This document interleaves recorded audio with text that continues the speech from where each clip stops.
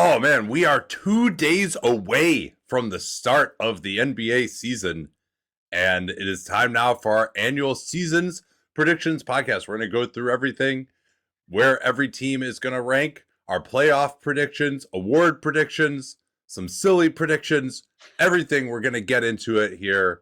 Danny is back. Are you still alive right now, Danny? I am technically, yes. After spending some time at Disney World with two kids under three, you It's an experience. could It's an do, experience, my friend. But we're yeah. doing we're doing well. Now you get the privilege of a nice, relaxing 2 hour podcast recording to recharge. It's always good to All recharge with you, Nate. right, okay, let's get rolling here. And I've gone through now all 30 teams with an expert from that local market. I've done win predictions for those teams myself. We had each person, other than David Locke, who is a team employee and is thus exempt, to do their predictions as well. So we can use some of that in our discussion, as well of what the outlook of the league is going to look like. So you and I, though, have not talked at all about what our predictions are for the season. So let's begin in the Eastern Conference. Who's your number one seed in the Eastern Conference for the 25-26 season? Even with their injuries, for me, it's the Cleveland Cavaliers. I mean, Boston's out of the mix. The Cavs, I think they have the bones of a great regular season team, even without Ty Jerome. And I'm a little concerned, when you have Garland in particular, kind of not starting the season at his perfect stage, and Struess and everything else, and maybe DeAndre Hunter after the Mark Spears retweet of death. But I still think they have the best. I think they have the best roster, and so for me, they're number one. I don't know if I'd have them in a tier by themselves, but to me, they're the most likely one seed. I do have them in a tier by themselves. I have them winning 7 more games than any team in the Wow. Eastern Conference. 59 wins. And yeah, you know what? They lost Ty Jerome. Garland is out. I think these guys are just a regular season monster. I think that Evan Mobley could well be a top 5 player in basketball. I had him on my MVP ballot last year, though not a serious consideration for the top of that echelon.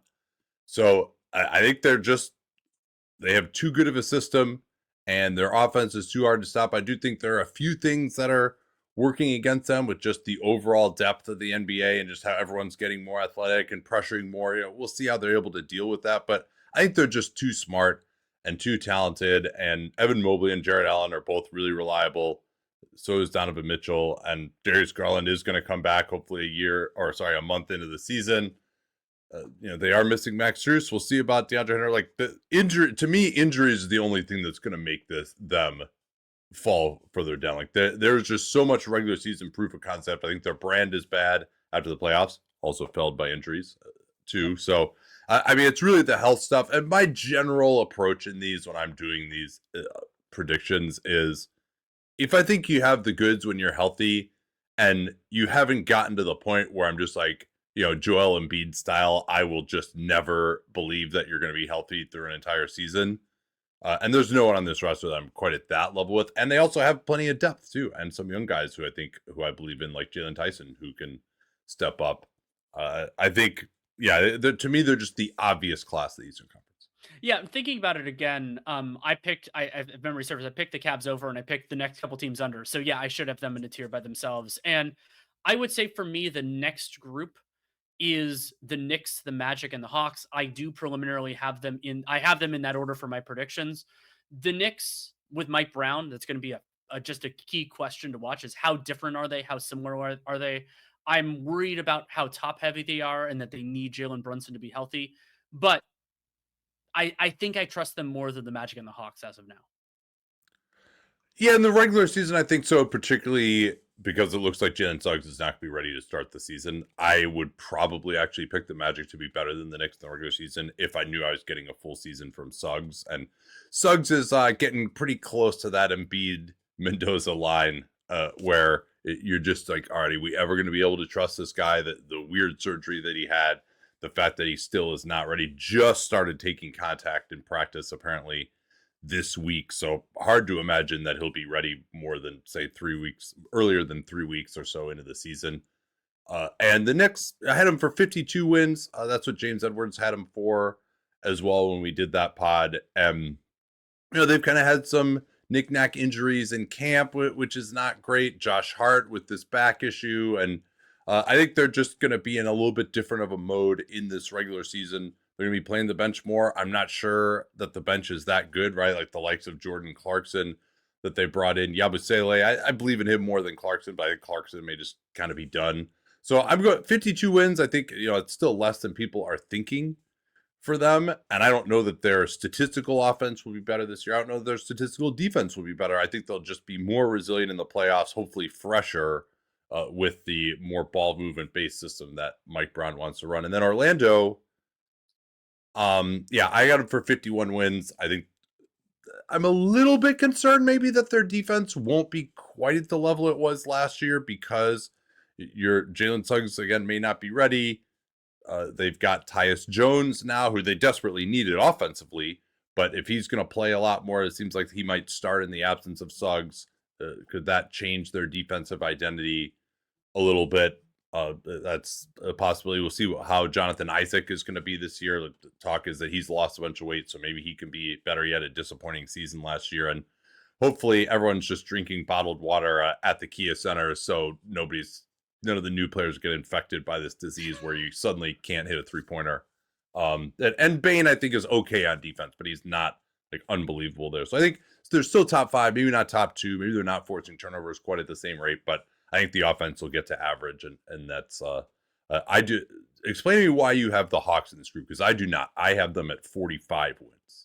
So I think that the Hawks are their offense is going to be very dependent on Trae Young, but I think that he's the key figure. This will come up when we talk about individual players later on in terms of whether last year is just like the way things are, whether he can bounce back. But I think that Trae Young can be the lead of an offense, and something else that's going to help in their best versions help the Hawks a lot is having a 5 who can space the floor more consistently. Kongwu really spread his wings there, and having Kristaps Porzingis, those guys are both capable enough defensively. I'm not the biggest Okongwu defensive guy, but they also have enough wings. Like, this is a team that actually has forwards. They have Jalen Johnson, they have Risa Shea, they have Nikhil Alexander-Walker now, they have Dyson Daniels, not necessarily in that order, but having enough players there. So I'm worried about the resilience of their offense. I am not worried about the resilience of their defense, and I'm only worried about their depth when it comes to Trae, which is a huge concern.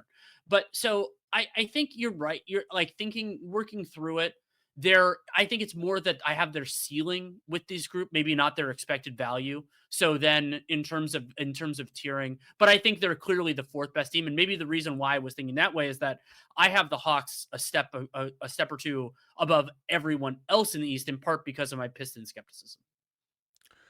Yeah, I think I have them more in that same group with Detroit, Milwaukee, Toronto, Philly, maybe even Miami, honestly. I think the rest of the East could really go anywhere. Like, I don't see the Hawks as like a clear number 4. I think they have the most talent of that group, but just whenever I haven't seen it come together for a team, and particularly when I'm a little bit worried about their shooting, what are they going to get from Daniels, Jalen Johnson as a shooter, and then Porzingis too. Like, if they get the Porzingis from 2 years ago at the Celtics and he plays 60 games, it's probably a 50-win team.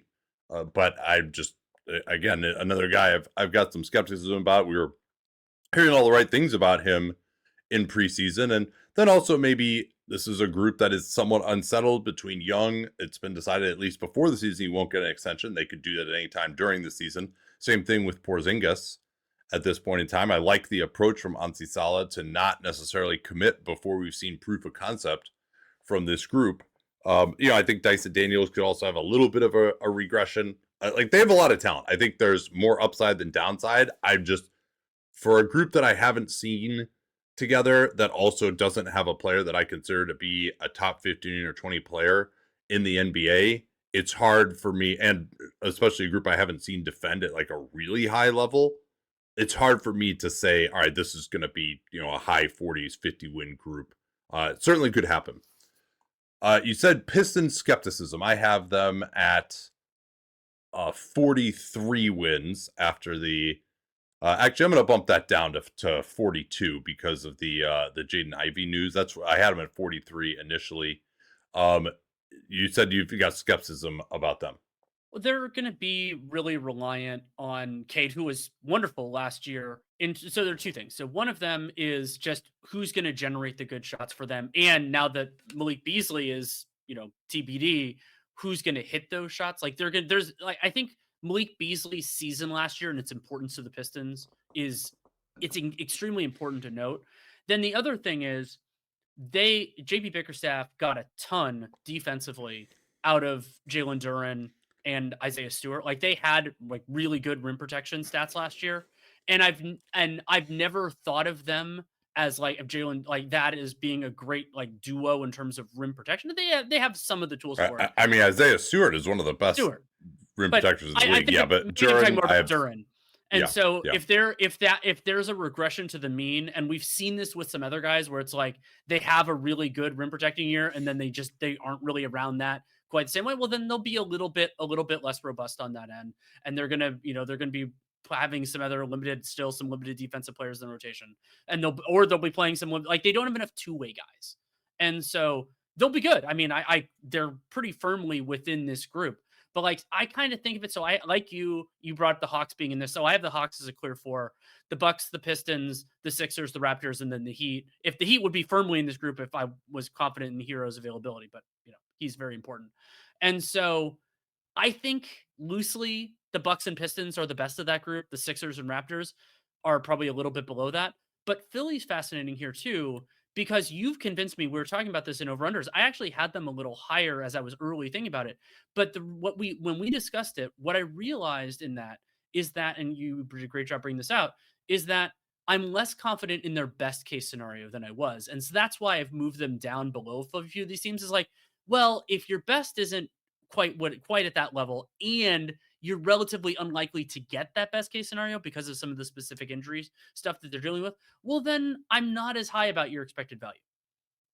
Yeah, now I will say, relative to where we were at the start of the preseason, I am much higher on what Joel Embiid can give them now in terms of just how his body looks. He Mm-hmm. actually played in a preseason game. He's not wearing a knee brace that's nearly as bulky as what he was wearing before. He's able to put the ball on the ground a little bit. Last year, his jumper totally abandoned him. If he has his legs underneath him, that's a really important part of his offensive game. They're running more too. He had 8 assists, a lot of them outlet passes. VJ Edgecombe looks like we'll have to see ultimately, but looks like he may even start for them. Like he may be able to give them something this year in a way that I wasn't necessarily expecting. And even someone like Dominic Barlow is gonna maybe be at a rotation level for them too. I was very concerned about their power forward position. So everything's been really good other than the McCain UCL injury in his thumb in camp. Again, history has shown that Joel is just, I mean, he surely won't play back-to-backs, so he's still going to be at 55, 60 games, but maybe he can get to that and at least give you sort of lower end all NBA play. The biggest thing is just defensively where he's going to be. They need him more defensively on the boards, maybe even than they do on offense. So I'm feeling more optimistic about them than when we picked their under a couple of weeks ago. We hadn't seen Joel yet. Yeah, I mean, I still don't think this is a 50-win team when healthy, although, Paul George is almost back now, supposedly, too. So it's optimism right now. But then again, you always are like, okay, when we get healthy, it's like, yeah, but then the next injury happens Right. and you're not healthy anymore. A few others of those, yeah, Detroit just low on their offense, and then what they're going to do at backup point guard. They really, I was not a huge Ivy believer that he could replicate his 40% three-point shooting from last year either. Now he's had this knee procedure.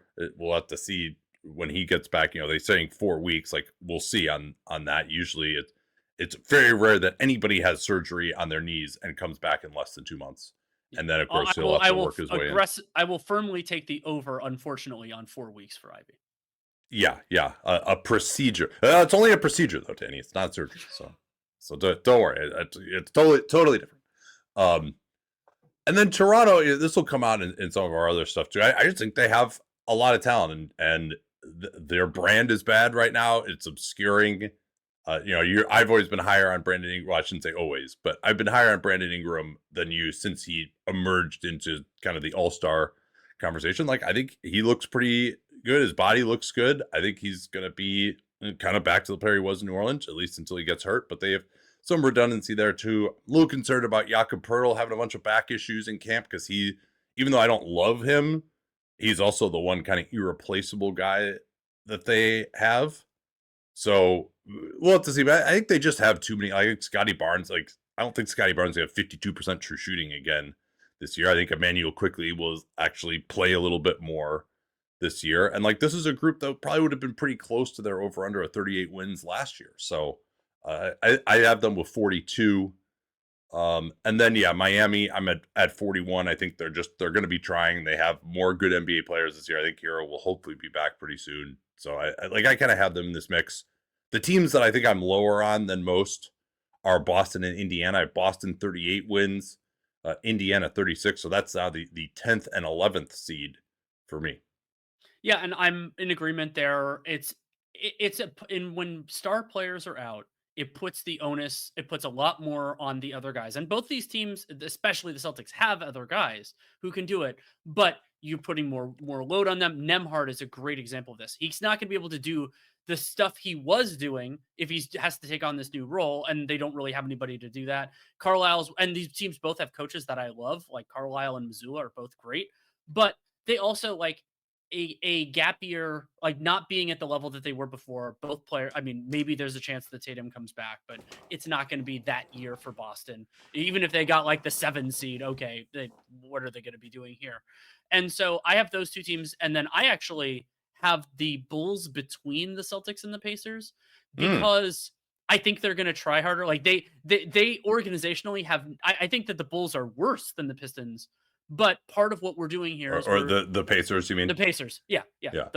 They're also worse than the Pistons. But the Bulls organizationally, they don't take this approach. And so if I'm saying that they're a little bit worse from a talent perspective, but I'm more confident that they're gonna run through the tape, well, then I think they'll end up with a better record. Yeah, it's really for Boston and Indiana. I think it's more just that the reality of their situations will set in. I'm higher on Boston than Indiana. Boston's actually looked pretty good in the preseason, although Jaylen Brown suffered an injury. Let me see. I wrote that down somewhere. No, I didn't actually. He left the game with a hamstring. Thank you. Yeah. So that's again, preseason. You never know for sure. It could be a slight tweak, but that kind of feels like won't be ready to start the season. So yeah, if Brown or White goes down, White's look great in preseason too. But if those guys go down in the early part of the season for any particular series of time, we may be looking at Joe Mazzulla and his coaching staff beating up the Boston media members 57-4 as the high point of the Celtics. I mean, now clearly both the Celtics and the Pacers are championship level teams, championship level competitors and coaches. They're not going to come into the season thinking that this is going to be a tank year. But also, if you are competitive and you realize that you're not going to be able to actually compete at the level that you've become accustomed to as an organization, I think that can eventually drag you down in a good way. I think both these teams should not be, let's not burn out Derek White at age 31 when Jason Tatum comes back. I'm not putting a ton of stock wins wise in the idea that Jason Tatum could come back. I mean, maybe he wants to do that Kobe style, but if he does, he's not going to be Jason Tatum. He'll be playing 25 minutes a game. He won't be playing back to back. It's not going to be a big deal. Then I guess that next group, we talked about the Bulls already. I've got them for 35 wins. And then the bottom tier is Charlotte, Brooklyn, and Washington. Actually, a little higher on Brooklyn than Washington. I have them both for 23 wins, just because I think Washington I'm probably more concerned about than Brooklyn in that regard. Brooklyn actually can put out some real NBA lineups, and I think part of the brand of Brooklyn has been, well, they drafted all the 4 playmakers and 5 first round picks. They have enough actual NBA players that they can't play all those guys at least early in the season. And then Charlotte, I think, is just not going to be able to stop anybody. So I got them with 25, Brooklyn and Washington at 23, rounding out the conference. I don't really have any strong disagreements there. Western Conference, OKC to me is in a tier by themselves. Incredibly, 62 wins that I picked them for is actually under for them, at least when I looked at it a couple of weeks ago. But I mean, and Jalen Williams probably not going to be ready to start the season for them. He's barely started shooting jumpers right-handed coming off that wrist surgery. And that's part of the downside of playing into mid-June is you just don't have as much time to recover. But I mean, their defense is still going to be unbelievable. I just think it's like they could easily go over.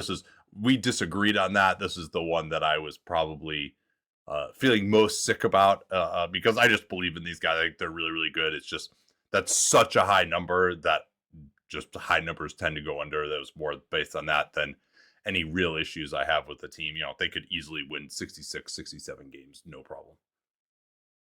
It's a loaded roster, and I mean, I brought this up in overrunners, but they weren't super healthy last. I mean, they had some important guys out, so I think they're the class of the not only the class of the West, I think they're the class of the entire league. And unlike the East, where it's kind of finding, I didn't fully trust any of the teams, and so I'm kind of looking for things.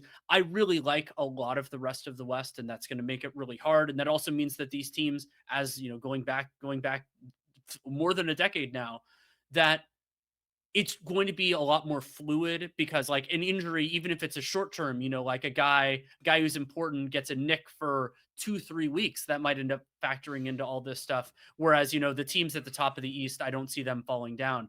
So for me, I have OKC in a tier by themselves. The next three that I have the most confidence in are the Nuggets, the Rockets, and the Warriors. But the margin between them and the next couple teams we'll talk about is pretty thin. Yeah, I would say uh, Clippers, Denver, Houston, Warriors are kind of the next group to me. Minnesota, I'm a little worried about their defense. Like I'm not sure. Like Rudy Gobert, I think is slowing down. Their bench defense, I don't think is to be that good. I think they're going to really miss Nikhil Alexander-Walker.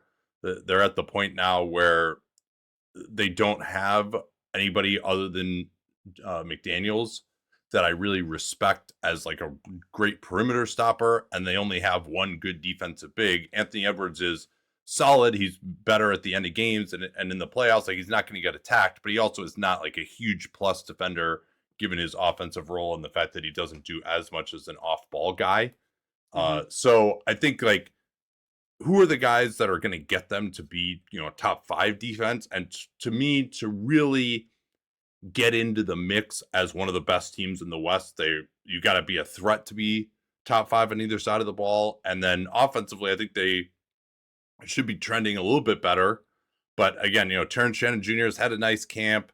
Jalen Clark has looked a little bit better, but I don't believe in him as an offensive player. Like he's the other defensive guy I believe in for them, but then you're sacrificing a lot on offense compared to Alexander Walker. Rob Dillingham's going to play more. I don't think he's so good on offense to make up for his defense, at least at this point in time.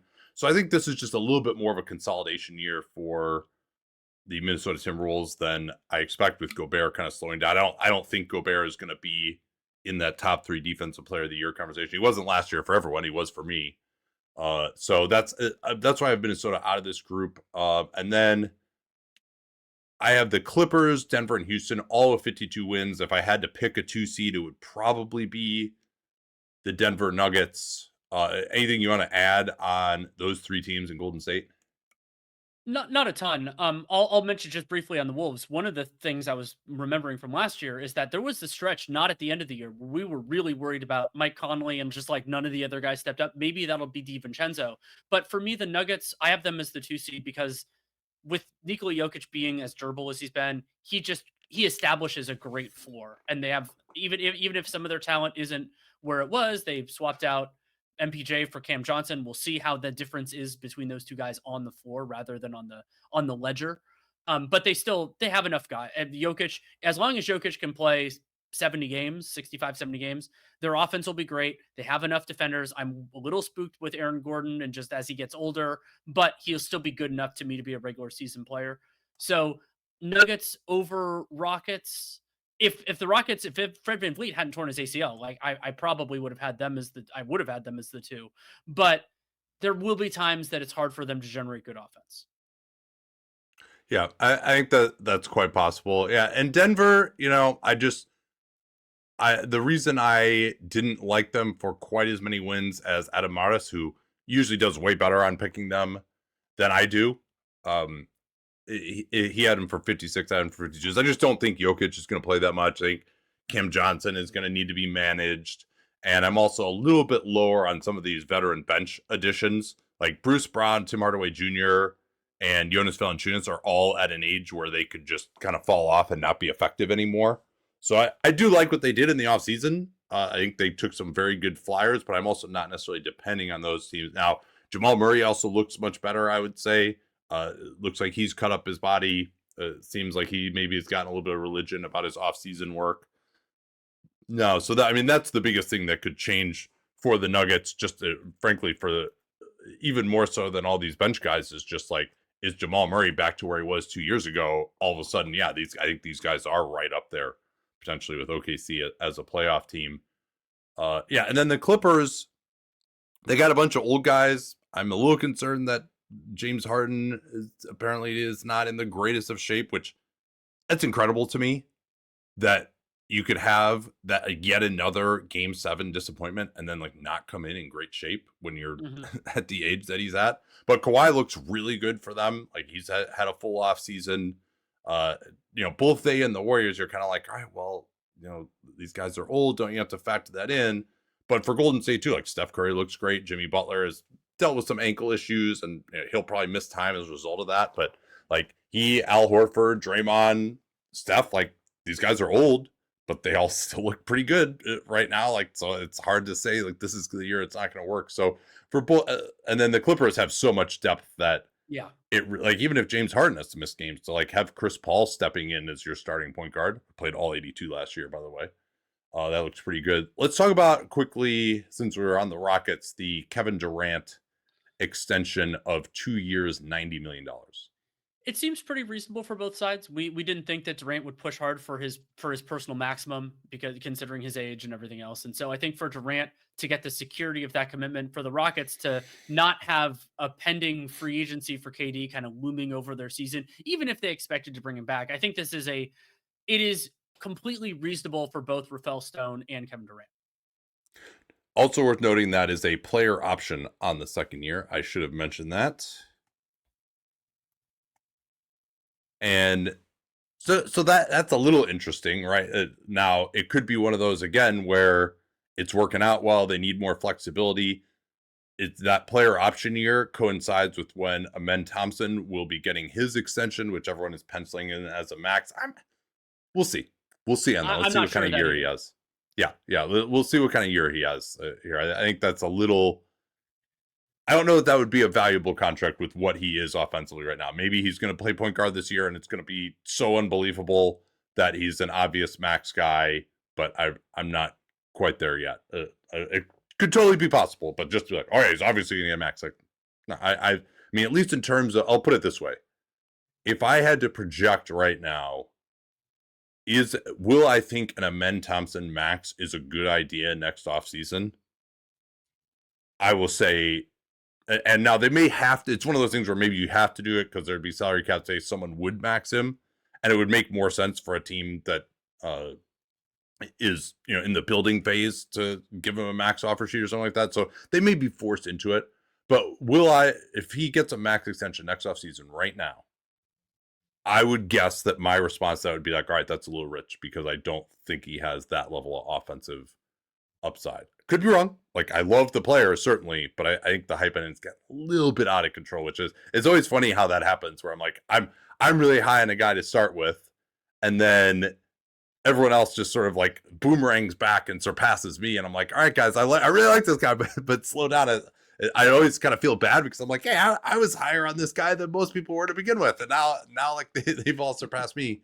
Back to KD though, like, I think he deserves a lot of credit for this. Like, he could have, he kind of knew this was the deal going to Houston. He absolutely could have engineered going somewhere where he would have gotten the 35% max, I would imagine.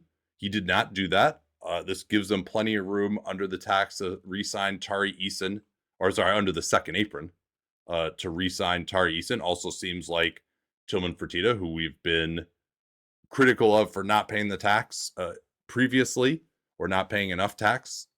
This would augur that if things are going well, he's going to greenlight spending at least up to the second apron, which in today's luxury tax environment is no small thing from a money Yeah. perspective. They also are going to have Fred VanVleet probably opting in now to his $25 million player option. So as of right now for next year, throw in the minimum possible it could be for KD, which is $44 million, and they would have 28 million below the second apron if they fill out their roster. So that should be enough to bring back Tari Eason. We'll hear more maybe on his extension or non-extension. Uh, we can discuss that tomorrow when we get more news of that kind of stuff. And then that player option, I was going back to this with the men.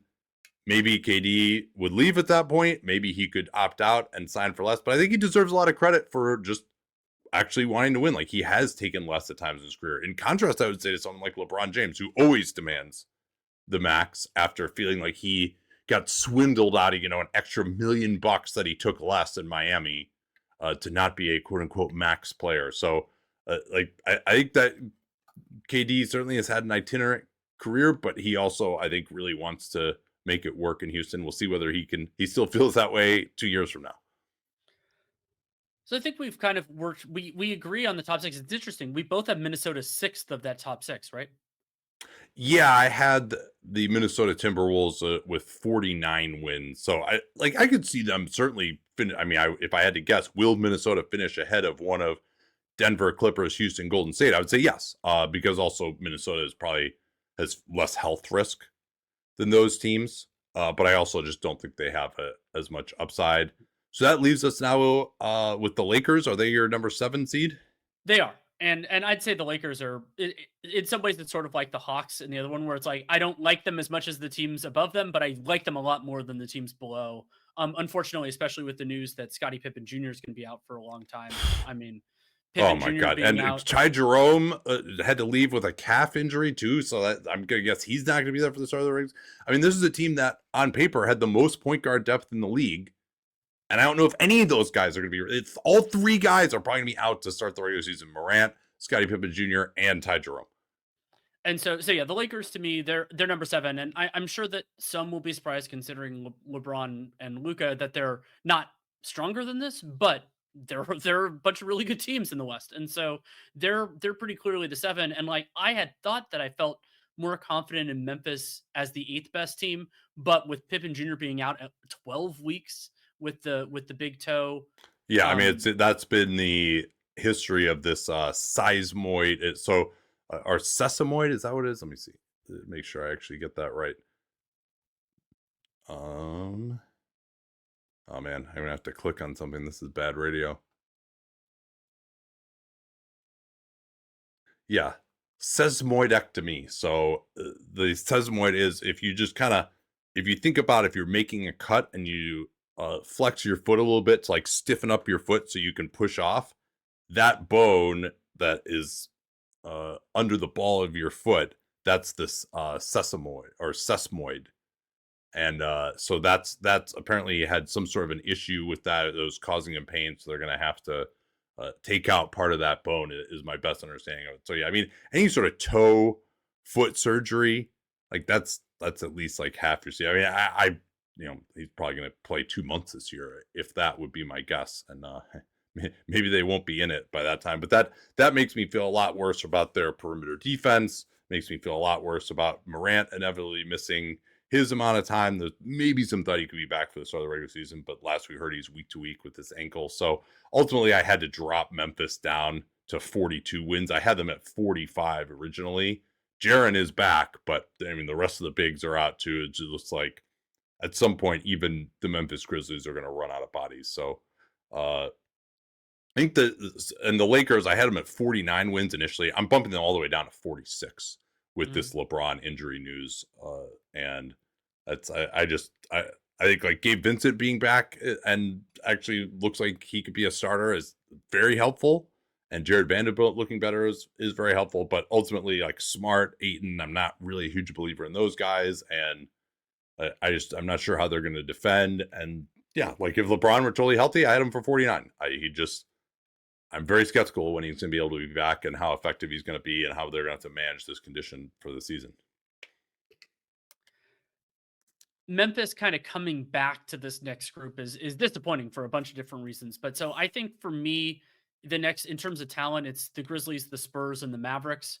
The Kings and the Blazers are interesting, but I think that I'm not a like each of them have enough flaws that I think the Grizzlies, the Spurs, and the Mavs are better than them.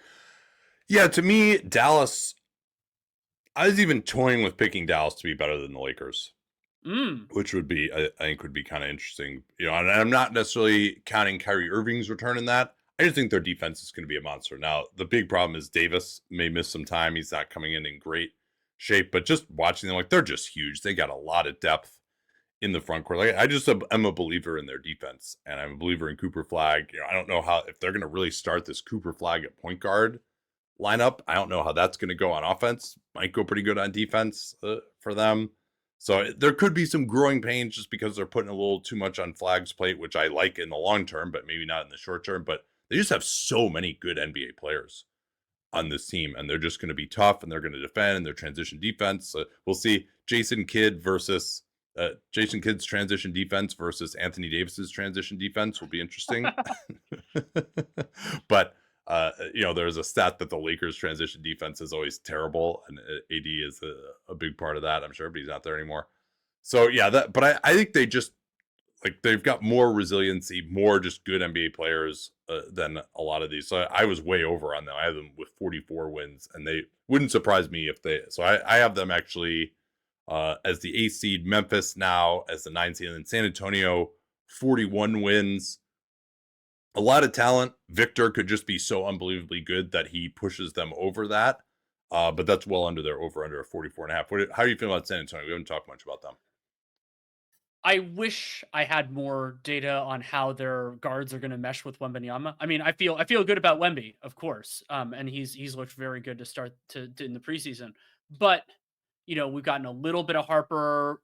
Fox missing this time is concerning, and so it for me, San Antonio, like if I was sure that one of those guys, one of their guards was going to pop and was going to be somewhat healthy, I would feel a lot better. And they also, of course, Stephon Castle and Harper, like any one of those trio could really make a difference. And for the Spurs, they have a number of lottery tickets of sorts of other guys. Some players that I like Tim Vassell, but I'm not certain of any of that enough. Like their talent, their overall talent level is not where the Mavs are, but you can see one player be the rising tide, and Wembanyama might be that guy. I mean, I had him top 5 in MVP last year before his blood issue. So he could be better than that. And so there's a possibility, and I don't think it's fair to like put an injury prone marker on him at this point. I think that's just No. it's an anomalous condition. Now, he's a giant guy who's pretty skinny, like there's some concerns there, but so for me, San Antonio, they have more vertical possibilities, maybe even than Memphis now with their point guard combined maladies. But that I'm not certain enough in it to like put them there. So I have San Antonio top. Yeah, I give some thought to putting Portland in this group too, but I think they're probably more just a high 30s win team, the 11 seed. Just the offense, I think, is going to be too gross. Although I think their defense could be. I mean, it's interesting as I went through it. There are a lot of teams that I expect to be really good on defense this year, and actually not that many awesome offenses relative to where we've been in the past. At least when you think of, these guys are clearly in a tier above the rest of the league. I know the overall tide has been lifting offense of late, but just there are a lot of teams that seem to be better defensive teams than offensive teams than vice versa. Because as we could talk about with the Sacramento Kings, a lot of the teams that are in theory slanted towards offense, actually, I don't even think they're even going to be that good on offense. And the Kings are in that mix. Domantas Sabonis probably going to miss, or he is going to miss the start of the season with a grade 1 hamstring strain. He is. Well, I think he's pretty overrated. He also, especially with the way they've configured their roster, is totally irreplaceable for them. And I just have no idea how they're going to stop anybody, especially because I don't really believe in their defensive coaching either the way I did under Mike Brown. So I think the Kings I have them for 34 wins, but I think they could have some disaster potential. And then Phoenix 31, New Orleans 29. I kind of think of Sac, Phoenix, New Orleans as more in the same group. Portland is kind of, I might even say Portland is closer to the Memphis, San Antonio group than that Sacramento Phoenix, just because like Sacramento, Phoenix, New Orleans, they're just going to be under talented, under athletic, not much defense. Whereas I think Portland is just like they're not going to get blown out because they're going to compete defensively every night. And so I think those three teams, to me, two of whom don't have their pick, fascinatingly, Yeah. are just kind of the have some talent, but just don't see how it really fits together to approach 500. We're largely in the same boat there. I actually have the Pelicans over the Suns in part. Maybe that's a little too much Zion optimism. Both teams don't really have a defensive foundation, but at least the Pelicans have some defensive players. And Dylan Brooks is, can do that. But Mark Williams and everything else that the Suns Yeah, are I mean the other thing about Sac too is Keegan Murray being out for who's right. another like completely irreplaceable player. I might actually I'm going to play around with this in my final predictions. I might actually put Phoenix above Sacramento, though. Phoenix Hmm. also has Jalen Green out to start the season with the hamstring. Well, And one then thing we can Utah, yeah, yeah. go ahead. Well, that's one thing we can't agree on. I mean, the Jazz are they're not only below these other teams in terms of talent, but they also have the incentives which New Orleans and Phoenix do not to be bad this year, and that does matter Yeah, in some well, they ways. have double incentive because it's not only the draft pick, but it's also the top 8 protection on it. But it Right. seems like to really worry about that top 8, they would have to escape the bottom 5 in records. That seems far fetched to me, but I still have them winning more games, in part because I don't think there's going to be a downward anchor to need to win 18 games, but they were my absolute best bet to go over 18 and a half. Okay, so this is always kind of interesting to look at the total number of wins predicted for the league. 1,230 is how many there actually are. Usually I'm significantly higher by about 20. These preseason injuries have had me bump it down. So I'm only over by 10. Mm. Interestingly, let's say David Locke had done a prediction. He predicted the same as me, 23 wins.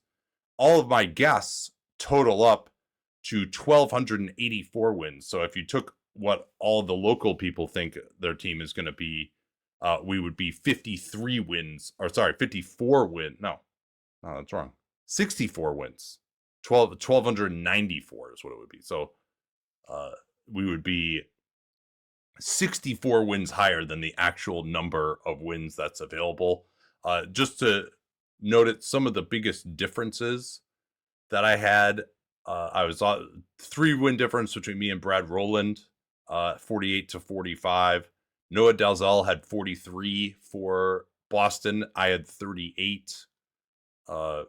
Will Gottlieb had 39 for the Bulls, which would be a beautiful symmetry. I had 35 for them. Adam had 56. I had 52 for the Nuggets. Some of these two, I'm sure some of these guys would have, had they had a chance to later, would have adjusted down with some of the injuries. Like Jovan had 50 for the Lakers. That was only a difference of 1 for me at the time. And then just also to note, who were the teams that I was actually higher on than the guest. I had one more win for the Magic than Jason Beatty, 51 to 50. One more for Miami than Brady Hawk, 41 to 40.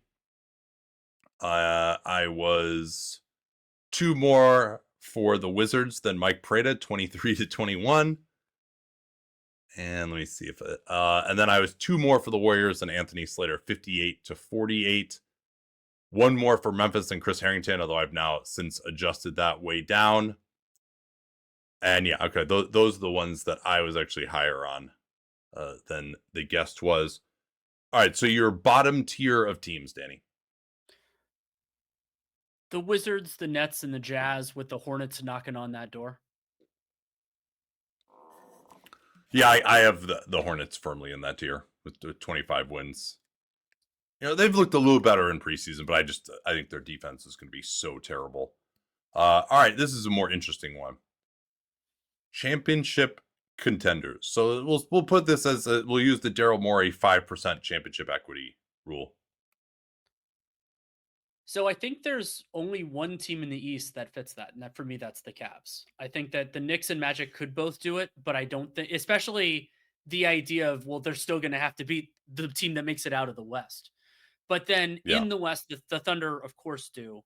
And then I think the Nuggets, the Nuggets definitely do, especially with Jokic. 5%, probably the Rockets and Warriors get to about there. What about you? You know, the Knicks are the team I would struggle with. I actually have Orlando in that group just because, Hmm. especially if Suggs, I could just come up with a scenario, right? I can come up with a scenario where they're just an unbelievable defense. Paulo and Franz take big steps forward. Jalen Suggs comes back and he's Jalen Suggs. They remember how to shoot again. Now, I'm concerned about their coaching at the highest level too. With Jamal Mosley, I thought he did a nice job in the playoffs last year, but they were totally undermanned against Boston. Uh, he's getting more experience. We'll see. I don't know if he's like Mister In-game playoff adjustment guy. Uh, obviously, I have the other ones that you thought of there. Yeah, Houston and Golden State on the bottom of that. Minnesota I don't have because I think they're going to run into a matchup that's going to kill them, and I just don't think they're like that strong on either side of the ball. I mean, to be clear, this isn't even teams that could get to the West Finals, right, or could win a round in the West. I think there are 7 teams that could win a round in the Yes. West. And shit, maybe even Dallas could if Kyrie comes back and he's at least giving them something by the playoffs. I mean, maybe even San Antonio too. Like, San Antonio. there's a scenario in which San Antonio could be a 50-game team. So there are a lot of teams I think could win a playoff series in the West. But in terms of really getting through it, like, and I don't even think that a lot of these teams, like the Clippers, I don't have in this group because I just don't think they have the high end talent. Like they've got, especially James Harden being so reliant on him with his playoff record, and I don't think Kawhi. I talked about this with Law Murray. I just don't think that their best player is going to be good enough. They got a lot of depth. They got great coaching. They got good defense. But I think ultimately they're just not going to score quite well enough over the course of 4 rounds to actually win the championship. Whereas Golden State, I'm like, they still got Steph Curry. Like Steph Curry, I think can get to a level offensively that nobody on the Clippers can get to. So even though I might even pick the Clippers to beat Golden State specifically because I think it's a good matchup for them. But I just think Golden State has what it takes. They have the experience with this group that you could squint and see it with them, where I just don't think that's the case with the Clippers. Yeah, I mean, And then to me, Houston, yeah, go ahead. Sorry, to me, Kawhi has to be a top 5 player for the Clippers to make the right? finals, and I'm just not sure he's going to be that guy. No, I mean, it would be shocking to me if he was at his age, even though I do think he's looking good. And then Houston, I think a lot of it is based on them maybe making a move to get a little more scoring.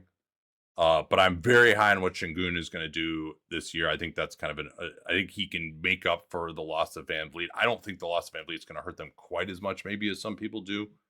And it does give them a higher ceiling, even if it's maybe a lower floor to work because he only could do so much on the offensive end.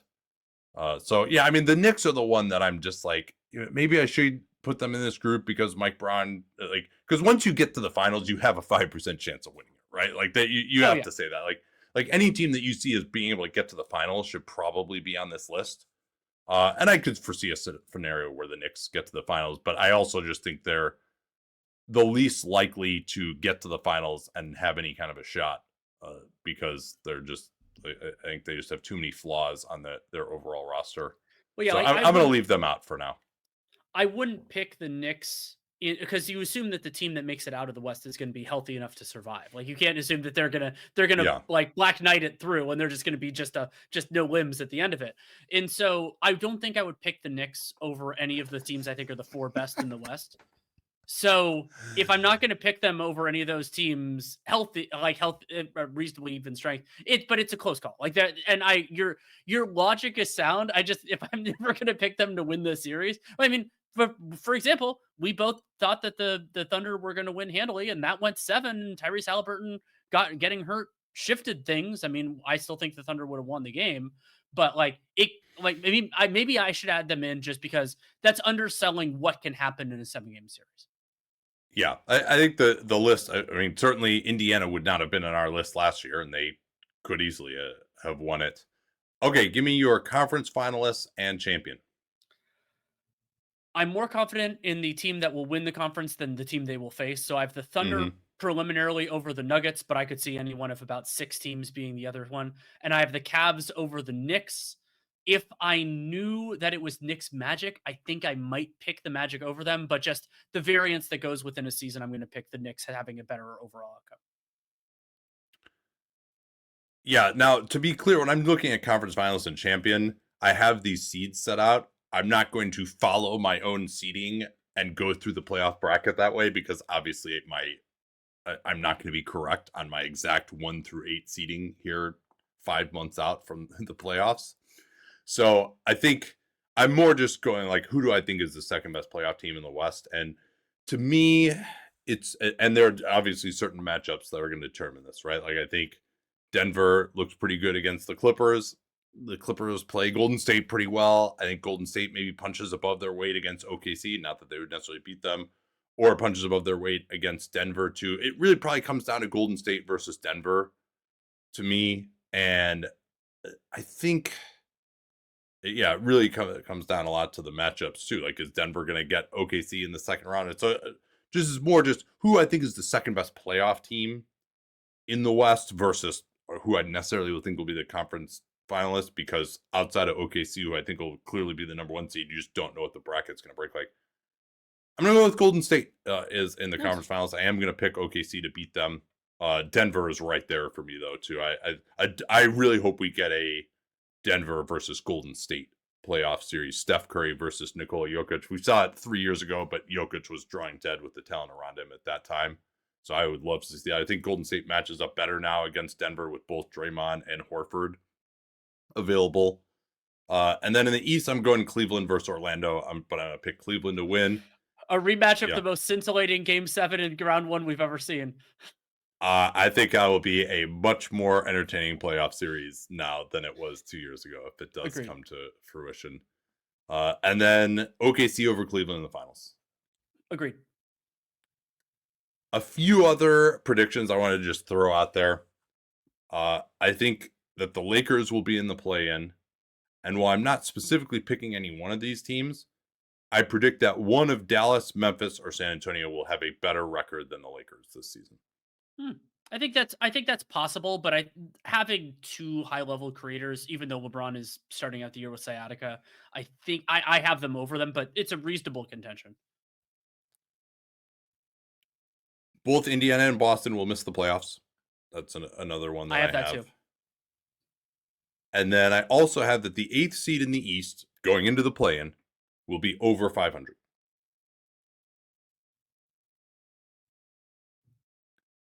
Which I think not a lot of people are giving credit to the East in that regard. But actually, I think like, Toronto to me is going to be better than expected. Like, I think there's a lot of teams that are going to be in that just over 500 mix in the East. So I actually have, and I think Philly is trending a little more towards being credible, and they, we can't call them the top Sixers anymore like Tim McMahon did, because it's now the top fourers. And so they're not going to be tanking to try to keep their pick if things go wrong. So I think that on talent, you're right, but the problem is there's going to be at least one team that gets sidetracked with injuries, and so then Yeah. who can step up into that void? So I'm less confident in that than you are. What do you think your MVP ballot will be? Now, we will note that this is a who we think will win it, right? This is not a prediction of who we our think will colleagues deserve it. vote Yeah. for. Yeah, who Yeah, it we is. think will. Yeah, should win it. Excuse me. Yes. Yeah, Thank it you. is not a prediction of voting. It is a prediction of who we think will deserve it. The top 2 to me are still the top 2. I mean, Shai Gilgeous-Alexander and Nikola Jokic. I'm going preliminarily with Shai over Jokic. John Hollinger's point in top 10 players has just been running through my brain since he said it, about Sure. how it's easier to build. Like, you could build a great defense with Shai more easily than Jokic, and also there's the possibility of aging. I think it's those 2 as a clear cut tier beyond everyone else. Yeah, I Do you want do me to think go that through the people rest? who just say Nikola Jokic is obviously the best player in the world, I disagree with that. I think it's a 2-man tier. I think on most teams, Nikola Jokic would help them more. But yeah, there's a reason Nikola Jokic just probably can't be on a 65-win team, because you're like, his offense is so good that you can still build a championship team around him, but you can't really build a top 5 defense around Nikola Jokic. So like, Shai Gilgeous-Alexander was on the team with the best point differential in NBA history. Like, Nikola Jokic, now, all right, maybe we've never seen proof of concept because he's never actually played with another All-Star, which is still just insane. But And we saw them be dominant in the playoffs. Like, it's not even saying you can't win a championship, but just as far as like just a dominant team that's just blowing people out all the time. I think like Shea is not as good an offensive player, but the additional help defense that he gives you from the guard position for that sort of player is there are not many players in NBA history who have been at that level, particularly since we sort of entered this heliocentric scoring era where they're just the best offensive players are no longer the best defensive players. That's just not how it works. So, like his ability to do that, I think there are definitely many teams, maybe not many, but there are like I think the Oklahoma City Thunder are a better team with Shai Gilgeous-Alexander than they would be if they had Nikola Jokic, right? Like that. Yeah. So there are teams that Shea is better for, and I think you can build the most high end teams with Shea. Again, we go back and listen to our top 10 players in the NBA for this discussion. So I just like I don't really feel it's like so obvious whether Shea or Jokic is better, but there's a reasonable argument for Shea to just say that Nikola Jokic is like obviously the best player. Like I don't necessarily agree with that. So yeah, but I do have Jokic winning it in the end. I think he's just going to be a little more reliable this year. It just feels like Shea is they're gonna not play him as much. Like I think it's gonna be just a little bit different of a season in OKC. But those are my top two. I'm gonna say number 3 is Victor Wembanyama for me. Very possible. Oh, I'd love for it to be true. I have him 5th, but I think there's an easy chance that he outstrips Luka Doncic and Giannis Antetokounmpo. Those two guys just have a huge offensive role, and with Giannis, with Dame gone, and with Luka, with LeBron starting the year out, and we'll see what he can bring the rest of the time. But Wembanyama, I mean, I had him 5th last year for a point where he was like, Yeah, there was the idea of like what the best defensive player and a very good offensive player. And there is plenty of reason to believe that both he can be better offensively than he was last year, but also that he can be better than he was offensively than he was when he improved over the course of the year. Because you're not just getting like the whole season sample for him, guys this young, this good. Like it's possible that it's going. So yeah, I would love for Wembanyama to be 3rd. yeah, and Luca certainly is looking like he's coming in great shape, but we'll see. Like this is a little bit controversial, especially because you're like, well, you don't think the Spurs are gonna be that good. It's like, well, yeah, it's because the rest of their team, especially their shooting, is just not gonna be that great. I think it's gonna be him carrying a lot of this group to even get to 500. Giannis, I think is just, I think he's declining just a little bit, and I think he's going to put up big stats. I just don't know what it's going to look like in Milwaukee ultimately. I think he's going to play fewer games than some of these guys too, and so I'm just a little bit lower on Giannis and the Bucks maybe than some. If I had to pick who will get the MVP, I think it's going to be Nikola Jokic. As long as Denver gets to the 2 seed, I think there'll be voter fatigue with Shea. And if there is this, Nikola Jokic is obviously the best player. We're not going to get in this issue where it's like, oh well, Nikola is he can't win X number of MVPs in a given amount of time because it's going to be a higher bar. Like I think that whole narrative will be over, which was totally stupid to begin with. Who would your pick for MVP be? Or who Jokic will is. get it? I think it's going to be Shea because of the possibility that the Thunder are like 10 games clear of everyone. And Yeah, if I they're think just, people are going to just like not care about that. it's Like possible. But it's just they're going to be like, oh yeah, well of course it's just a defense to like. if they're everyone else is battling, and also if Jokic is the only other person in that mix who's on even like a top 5 team. Now you could argue that if Luka or Giannis or Wemby or maybe Evan Mobley gets into that mix for kind of I think Yeah, Mobley has a Mobley similar would version. be.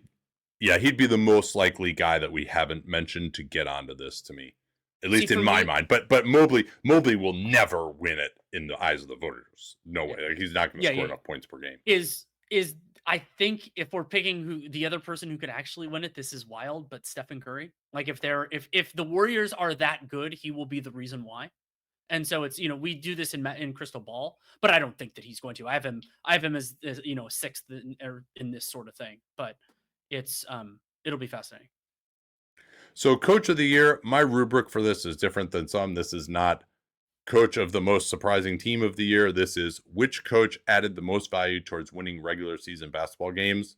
And so I generally go with the coaches that I believe are the best in the regular season. So it's going to be similar to last year, Mark Daignault, Kenny Atkinson, just because they did this last year and they're doing it again doesn't make the coaching contributions any less valuable. And then I had Jamal Mosley as number 3 again. I think, especially if the Magic are going to be really great on defense again, I think his regular season contributions as a defensive coach are overlooked now. If their offense sucks again, maybe there'll be a spotlight on him. This is regular season only. I think, Jamal Mosley would not be in my top 5 coaches, but in terms of just what he's doing in the regular season, I think the Magic are going to be really good. So that's why I would go with him. The only one I want to add into that mix is Eric Spoelstra, just as I think he's one hell of a coach. And I don't the Yeah. job for the Heat is different than some of these other ones, but I think he's a really good coach. So I'm just going to mention him. I have him second between Daigneault and Atkinson. Yeah, I do. I'm like, kind of like, yeah, playoff series maybe, but what is and of course he's had some injury issues and stuff to navigate, but the last good regular season that Eric Spoelstra coached was probably in 2022. Seems about right. Yeah. So that's why when I say regular season, he wouldn't be in the mix for me. But as always, there are lots of possible candidates here. I think David Adelman is one where you could just see the Nuggets looking way better than they did before. Ime Udoka is always in this mix as well. If Boston or Indiana actually is good, Missoula or Carlisle. Same with Indiana and Doc Rivers. Same with Atlanta and Quinn Snyder. Although I haven't loved what he's done there. Mike Brown with the Knicks too is another possibility. Steve Kerr with the Warriors. I mean, some of these projection systems just love the Warriors just because like all of them have very, very good, for the one number statistics. Everybody loves Jimmy Butler and Steph and Al Horford and Draymond. I mean, those are just 4 absolute plus minus all-stars over the years. So you could see Kerr getting there. I actually could see Darko Rajakovic getting in this conversation a little bit too if the Raptors really defend. I think that's part of what I'm kind of excited about with them is that they're going to be going to this pressuring side. You could even see Nick Nurse getting into this conversation as well. If so, a lot of it's narrative driven, of course, for Coach of the Year. But I think there are a lot of teams that you can construct surprising scenarios where the coach should be a big part of it. And I agree with a lot of that. I will also mention that 4 of the people you mentioned, they're not my top people, but they're on my list for first coach to be fired because if things go I agree. badly, then they could be the ones where it's like they're on the chopping block because the GM's like, well, it's not I didn't buy bad groceries, you're just cooking them wrong. And so that's the way that this can happen. Like I think Quinn Snyder is a good example of that, where it's like if something goes wrong, it's going to be his head before it's Trey Young's or it's somebody else in the organization. So in terms of first coach to be fired, though, to me there are 2 that stand out. And it's not saying it's either of their faults necessarily. And for me, it's Willie Green and Chauncey Billups. And Willie Green, if somebody thinks like if Joe Dumars thinks that this Pelicans team is better than I do, well, then they're gonna have to blame somebody because they're gonna be way worse than that. And so if that somebody could be Willie Green. And with Billups, it's also the organizational changes that have happened since Cronin and Billups got their extensions, but then the ownership change happened. So you could see them just being like, hey, we need to we're going to change things over. But I think the Blazers will be good enough that Billups will get a reprieve. Yeah, especially having just signed the extension, and I don't think they're going to fire a coach with a bunch of money left with the new owner coming in. Quinn Snyder is an interesting one in terms of first coach fired because he has not signed an extension since he came in now. So he's, I think, in the 4th year of a 5-year deal. He signed mid-season, so when they said it was a 5-year deal, I assume that included the first season that he was involved. But again, yeah, I mean, you mentioned these sort of not cooking the groceries I got well enough. Now, I don't know that Ansi Salah has that level of juice in the organization. Maybe it would be more of an organizational decision. I think Thomas Isolo, I'm not sure how long his contract is for, but I could just see things going so disastrously in Memphis. Did you mention Brian Keefe? No, but he's a good person to add in. Yeah, it's another one of these ones where it could just go so badly. And he and Charles Lee, like you could just see these teams being so bad. Did you mention Darko Rajakovic? No, but when I said there were 4. So the 4 that I was thinking were Snyder, Rajakovic, Nurse, and actually Jamal Mosley. I don't think it's going to happen, but if it did, and they're like, "Hey, we yeah, that one might be." I would be shocked if he got fired in season. Maybe if they just like the offense is so bad and then they flame out in the playoffs in the first round and can't score, maybe that would be the case. But there will definitely be some pressure on him, I think, for the first time as well. But and you said Doug Christie, right? No, I didn't. I don't think he'll be fired. Yeah. Yeah, I mean, I don't think he's making a ton of money. They brought in Mike Woodson behind him, who I don't consider to be a premium coaching candidate either, but he'll probably would be better than Doug. I think it could just be such a clown show, and you're probably never going to go wrong on the Kings firing a coach before you think they will. That's true. Um, yeah, and going back to Rajakovic, this is year 3 for him. He's kind of had these 2 gap years, the last 2 with all the roster being in flux and the injuries. But they brought in a team that they apparently expect to win, and so if they don't show the growth, you could see there being some pressure on him. Again, there's nobody who really just has like a blinking light on them, especially because Willie Green really seems to have the support of ownership. Right. Let's get to Defensive Player of the Year. If he is eligible, I think Victor Wembanyama I think he will have a really strong profile. I mean, this was, last year they had a top 5 defense when he was on the floor and did not have a ton around him. Wembanyama is an incredible talent. So he's one for me. Then Evan Mobley, and Chet Holmgren are my 2 and 3. Yeah, I think Victor, like, he again was just scratching the surface last year, but was just so obviously the defensive player of the year when he was available.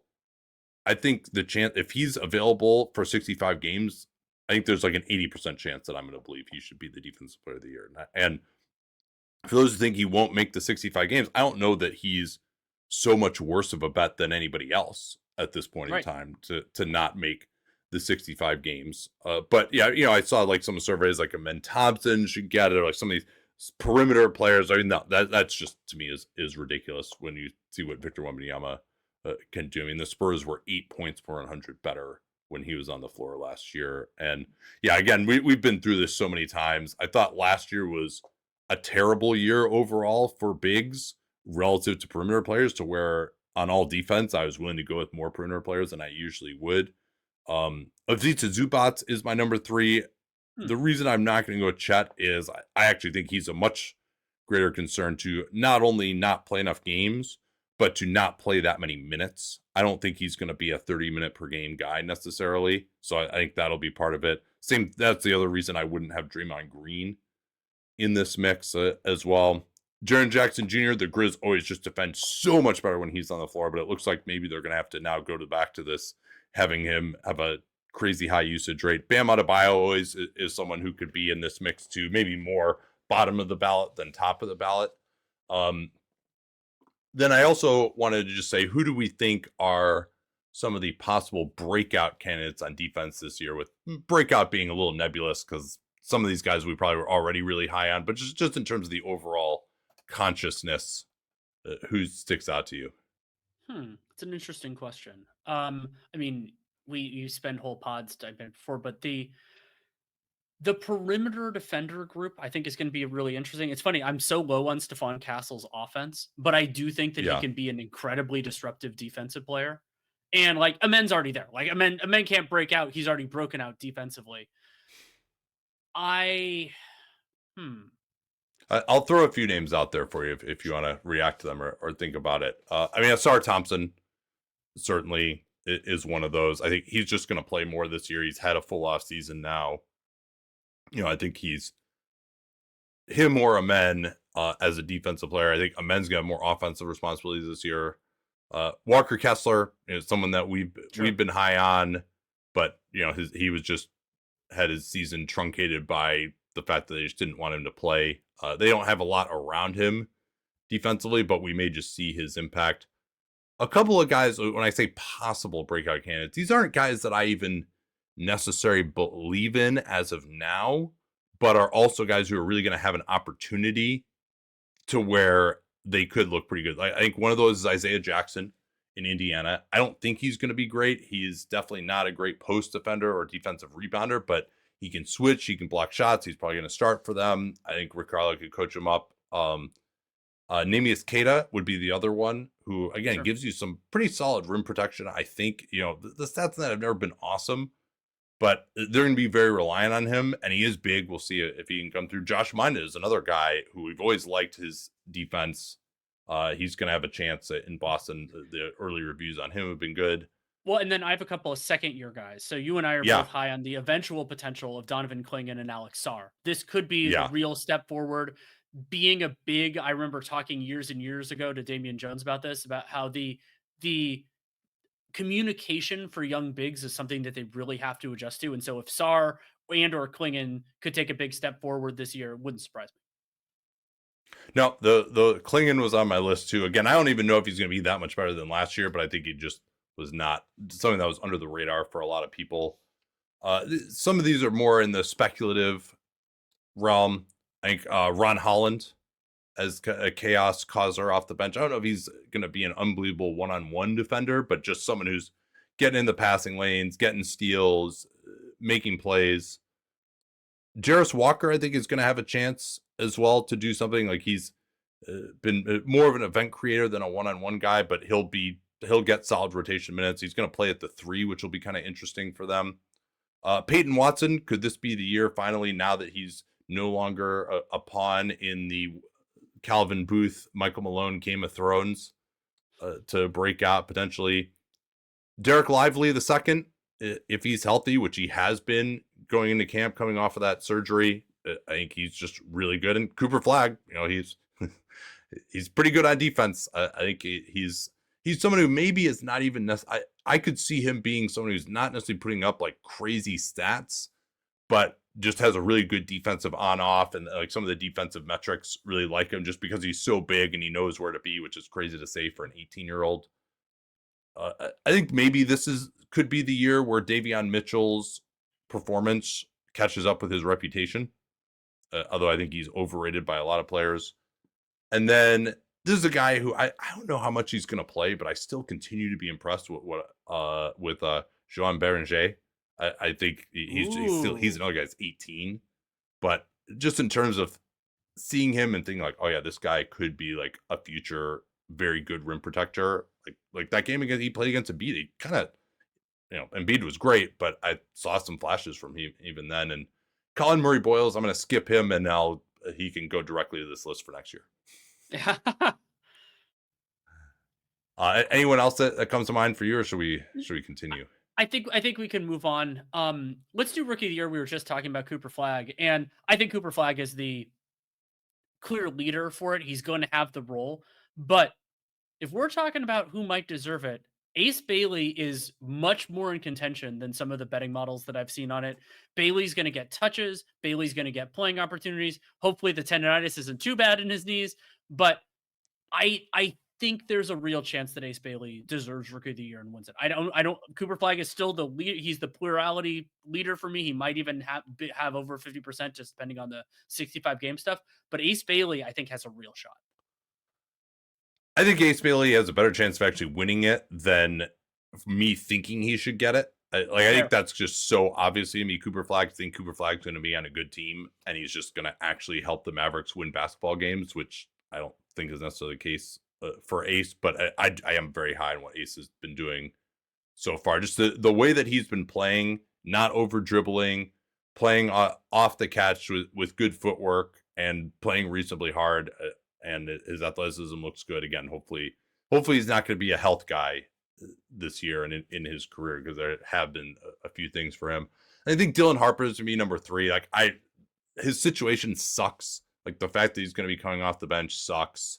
Being behind Fox and Castle, I just don't love that at all. But I think he just knows how to play. I think he can come in and do some things on these backup units that maybe will have a little bit more spacing as well for San Antonio. And then the other guy who's probably in this mix is VJ. VJ's going to get the opportunity. He's my number 3. Yeah, because you just don't think Harper is going to play enough. Exactly. And also Harper, just depending on how Mitch Johnson structures rotations, if Harper's coming off the bench, he might be matched up less with Wembanyama and play more with Cornette. And I think that Wembanyama's game fits him better than Cornette's does. Yeah. Anybody else you see get into this mix? I've seen more from Con Knipple in the preseason than I thought from summer league. He had a disappointing one, but there are a bunch of these like guys who might get stats on a bad team, but that's always hard. So like Trey Johnson, I think could be that. I've been higher on him than you in this overall process. And then one to flag, there will be times that the Kings need Nick Clifford, and I think he might make the most of those opportunities. Yeah, one of those times is right now. Right now, yeah. And so I have actually have Nick Clifford fifth.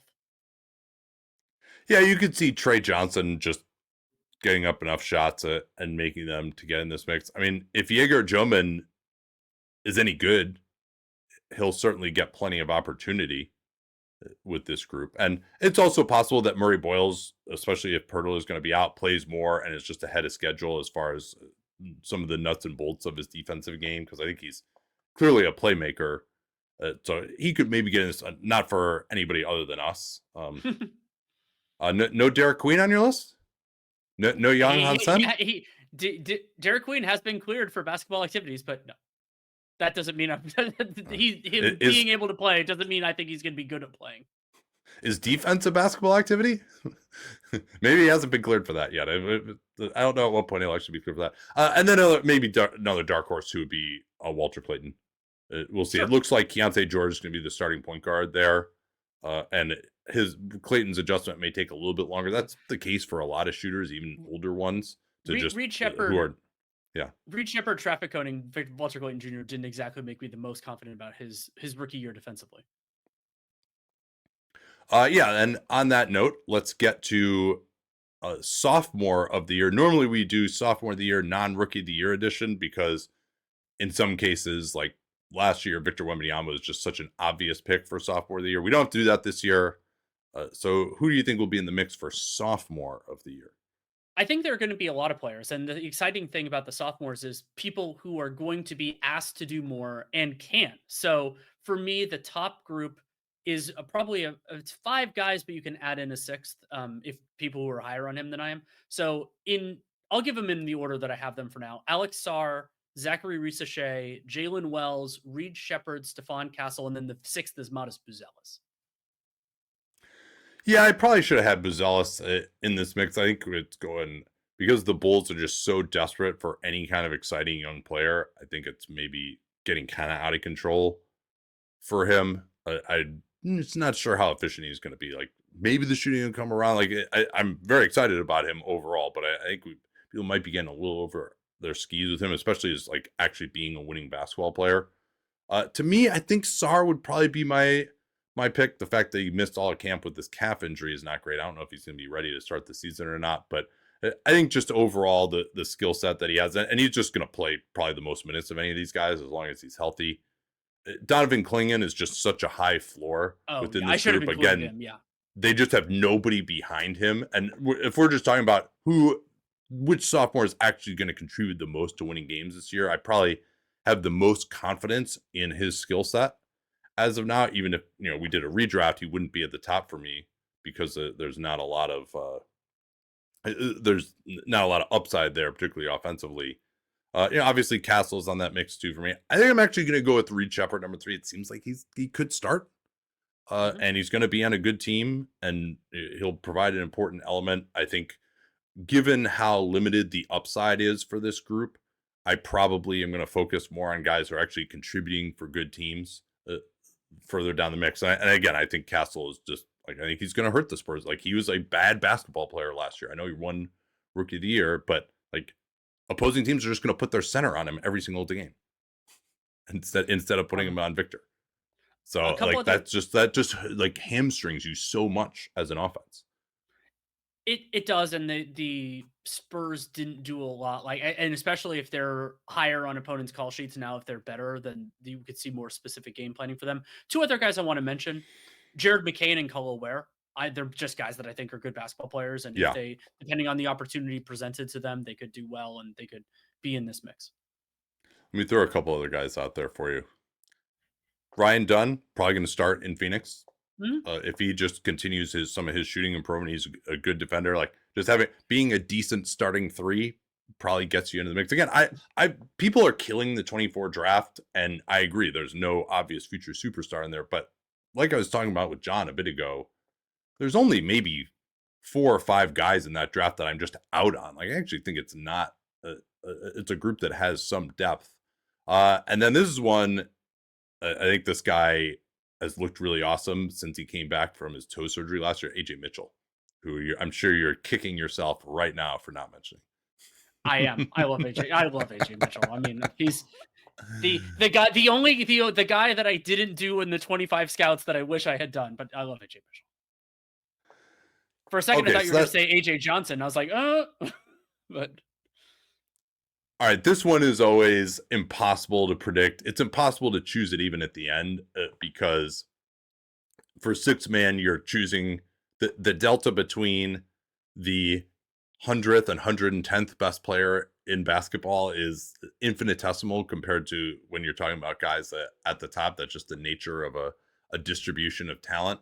So just going to start throwing some names out here. And also we focus a little bit more on guys who are not so scoring indexed. All right, so we'll start with this. Whichever of Peyton Pritchard or Anthony Simons doesn't start for the Celtics, looking like it's sure. going to be Simons. Nickeil Alexander-Walker. Oh yeah. Whichever of Kristaps Porzingis or Onyeka Okongwu doesn't start for the Hawks. PJ Washington, if he doesn't start, yeah, go ahead. You can throw a few out there. Dante DiVincenzo. Oh yeah, I should have had him on my list. Yeah, Alex Caruso. I really hope that Shaedon Sharpe starts enough that he isn't eligible. But if he I doesn't, think he will. Shaedon Sharpe. I think he will. I hope so. Brook Lopez. I don't think he'll play enough necessarily, but I could see him being like, and it'll be weird because the on-off stuff won't necessarily help him because Zubats is starting, but I think he'll be very good for them. Tari Eason, and I wish this wasn't the case, but we always have a few players who start or play a lot, and then that strengthens their case. And if Ty Jerome happens to have, if he's the healthy guy at some point first, then I mean, I think Ty Jerome's a regular season monster anyway, but I could see him getting into this mix. Yeah, let me throw a few out there. Some of the guys you mentioned, like Chris Paul, Brook Lopez. You mentioned Brook Lopez. You mentioned Alex Caruso. I don't think he's going to play enough to be in contention for this award. If you wanted me to pick who is the one guy coming off the bench that I think is the best player, that probably would be Alex Caruso as far as getting into the playoffs. I think Ryan Rollins is another guy who could get into this mix as well, just because his skill set guarding the ball is something that Milwaukee desperately needs. Obviously, Naz Reid is always going to be in this conversation.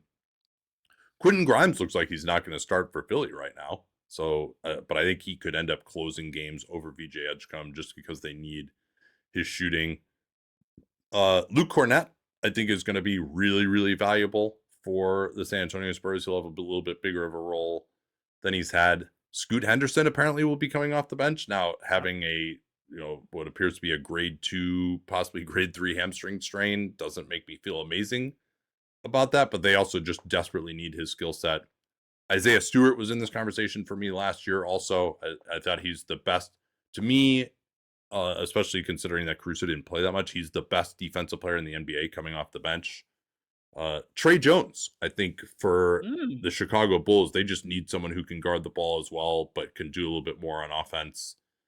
Colin Sexton will put up numbers for Charlotte. Sam Hauser is probably not going to start, it looks like, for Boston, so he'll be pretty good. So I went through all those. I now don't actually have a top 5. I can. So my top 3 top is 3. I'm putting Caruso number 1 just because if he's there, he's the best of the players. And he's just not even going to play 65 games, and he'll play 19 minutes a game in the games that he does play. That's why I wouldn't put him there. My number 2 is Nickeil Alexander-Walker, who I think. Let me mention one more name too. I think I missed. Did I say Cason Wallace? You did not say Cason Wallace, but I think yeah, but I don't think he's going to start for them. But he's obviously really good too. Okay, it's good. Go ahead. Sorry. So I have Caruso 1, Nickeil Alexander-Walker 2, and I think there's a very good chance that he'll deserve to close some games. I'm not saying every game because Dyson Daniels is a very good basketball player. And then Dante DiVincenzo 3rd. Yeah, some of this is just, it's hard because you just don't know whether the guy is going to start or not start. Yeah, DiVincenzo is a really good one because I think they're going to need his shooting, and he's a little bit better defensively than Conley at this point, even though I think his defense is slightly overrated, DiVincenzo's. Yeah, Tari Eason is another guy where Oh yeah. I'm worried about the minutes, the games, back to backs, etc. Whereas Alexander Walker has been pretty bulletproof, so he's definitely in my top three. If Porzingis doesn't start, like I mean, he's the best player of any of these guys coming off the bench. He has the highest ceiling. It's just really a question of playing time. Yeah, my theory is that So both Porzingis and Okongwu are gonna start enough to both not be eligible. wait, no, that's impossible Well, unless if they're the starting together. well, that they in the proportion of the games that they play, because then the games that they'll start the game, they'll start when they're healthy, but then they won't come, and then the other one will be hurt. So like that. Okay, yeah, yeah, maybe that's right. Sorry, the LSAT logic games were a while ago. I'm kind of, I don't miss them. I've lost that. So yeah, in terms of like who I would pick, who do I think are the best players coming off the bench? I'm gonna go with. I mean, like Porzingis has to start, right? Like it seems impossible that he would not start. Yeah, I think it's pretty crazy that two of your three guys were both on the Wolves last year. Alexander Walker to me is like the guy who is not going to start, but also I think is just a really, really good, solid player that I feel like I can count on. I'm gonna put Jerome in there, and yeah, give me Simons. I'm gonna go Anthony Simons, number one. Again, this is I always fuck this up because I like the guy ends up just starting and he's like not even eligible. I'm gonna go with Alexander Walker number two, and then let's go with Ty Jerome number three. Hmm? Another guy who could end up starting more than half the games, but that's you probably want the guy to be in consideration to start, or he's just not going to be good enough. This is always a fun one here. Most improved player. Yeah, so Yeah. I sometimes kind of combine Quickly them. in terms of just the criteria. For me, I make second year players ineligible unless it's just an absolutely historic improvement. I don't think we're going to see that from the 24 draft. And it also needs to be someone who, at least to actually get it. Like we'll talk about some of the candidates, but to actually get it, Dyson Daniels is probably had the worst season of anyone to win most improved player in a long time. Like it generally should be someone who's at least ascending into the all-star conversation from not being in it before or going to MVP or all NBA from all-star. And that makes it a challenging thing this year because I don't know like kind of the fresh who the fresh all-stars are going to be. Yeah, that's a good one. We always get asked that of like who do you think the first time all-stars will be this year? And I don't have a great group for that. Yeah, Franz I mean, Wagner never made an all-star team, right? and I mean Yeah. technically Jamal Murray hasn't, but that's a little bit different. But it's yeah, I mean it's challenging. And so I mean predicting most improved. I sometimes like I do kind of think about the mental prep for this along with biggest surprise player, which is a wider berth because that can be an older guy who isn't necessarily except for me trying to push Norm Powell last year. Generally, they're not really eligible. It's hard. I mean, so I'll throw out an interesting guy first that I've been thinking about in this vein a fair amount, and I is Ryan Rollins. Like just the idea that he'll be a lot better, but that's he has. I think he will have a lower impact this year than even Dyson Daniels did last year, but I think that he'll be significantly improved. Yeah, we have a biggest surprise player list coming up, and I put him in there. That's more of a hey lower end guy that broke out that wasn't necessarily in the consciousness, who's now clearly a rotation player or a low end star. Like that's more that. That's why I kind of created that category, and also just to get rookies in there or veterans like Nikola Vucevic last year or Powell. I kind of hew a little bit more close to the traditional definition when it comes to most improved. But yeah, I mean, I certainly think that Rollins is very interesting. My number one here is Victor Wembanyama. Yeah, I thought about him too. But I had him fifth in MVP last year, like Yeah, but when he was available. yeah, Um, uh, yeah, Shaden Sharp, one of my yep, one yeah, one of yeah. I one think of my that's favorite a favorites. pretty obvious one as well. Just been very encouraged by his preseason. We'll see. I mean, the whole situation with both his extension and the overall situation where maybe he's not even slated to start. They've been bringing Avdia off the bench. Now, one of these guys is going to be hurt ahead of him anyway or missing time, so he'll probably start a fair amount of games. Then what happens when Scoot comes back to him? I mean, all of that gives me some trepidation, but obviously I've long believed in his talent. He was not on my list though. I'll finish out my list. Number 2 is Paolo Banchero, and Mm, I think that's one where he made the All-Star team last year. He's been really high usage. I don't even know if his per game stats are going to go up that much, so he may go under the radar. But I think finally, he's going to be better. He'll be healthier, and also they're just going to have real NBA spacing around him for the first time now with the acquisition of Bane and Tyus Jones. So I think he's just. I've been more on the side of there's been nothing around him. He's had to bang his head against a brick wall over and over again. That's why he's inefficient. And we'll see. I could be wrong on that. Maybe it's the offense. Maybe he just wants to take a bunch of mid-rangers. Maybe he can't get to the basket as much as you hope. But I think he's going to really come into his own as like a real all-star, possibly all-NBA candidate this year. And people won't perceive that to be as much of a leap as it actually is. that's fair. And then number 3, Alperen Şengün, another guy Ooh. who made the All-Star team. It's kind of the same category as Paolo.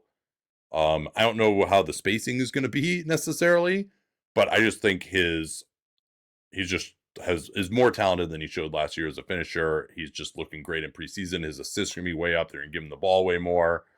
He took a big step forward on defense last year too, which was if we did most improved defensive player, he might have won that a season ago. But to me, he made the All-Star team last year just because Houston was good and they had to pick someone. This year, I think he'll be a real deserving All-Star. Who else Trying you to got think. here on your list?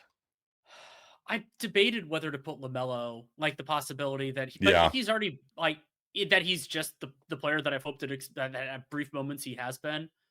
But it's hard. I mean, I and like for example, I think Amen Thompson will have a much higher profile, but he was the kind of I don't think he's going to take another huge step defensively because I kind of don't know how that would be possible.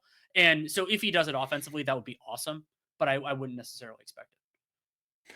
Yeah, I had him on my also considered list, but I think it's still the Hornets are going to be playing such unserious basketball this year. Again, certainly Amen Thompson has to be in there. He's going to have more opportunity in particular to show what he can do with the ball if he's going to be more of the point guard. If he does start with Reed Shepherd, they're still going to be Shepard's really going to be playing more of a shooting guard role. Thompson will be playing more of a point guard role, it seems. Cade Cunningham could certainly take another leap as well, although I don't think it's going to be another guy who's like, oh, everyone thought he made the leap last year, which he did, but maybe he could do it again. I don't know that the situation in Detroit will be that conducive to that, though. Franz Wagner, if he can just play a full season the way he played before he got hurt last year, and if the hitch is gone and he's a credible shooter, that's certainly a possibility.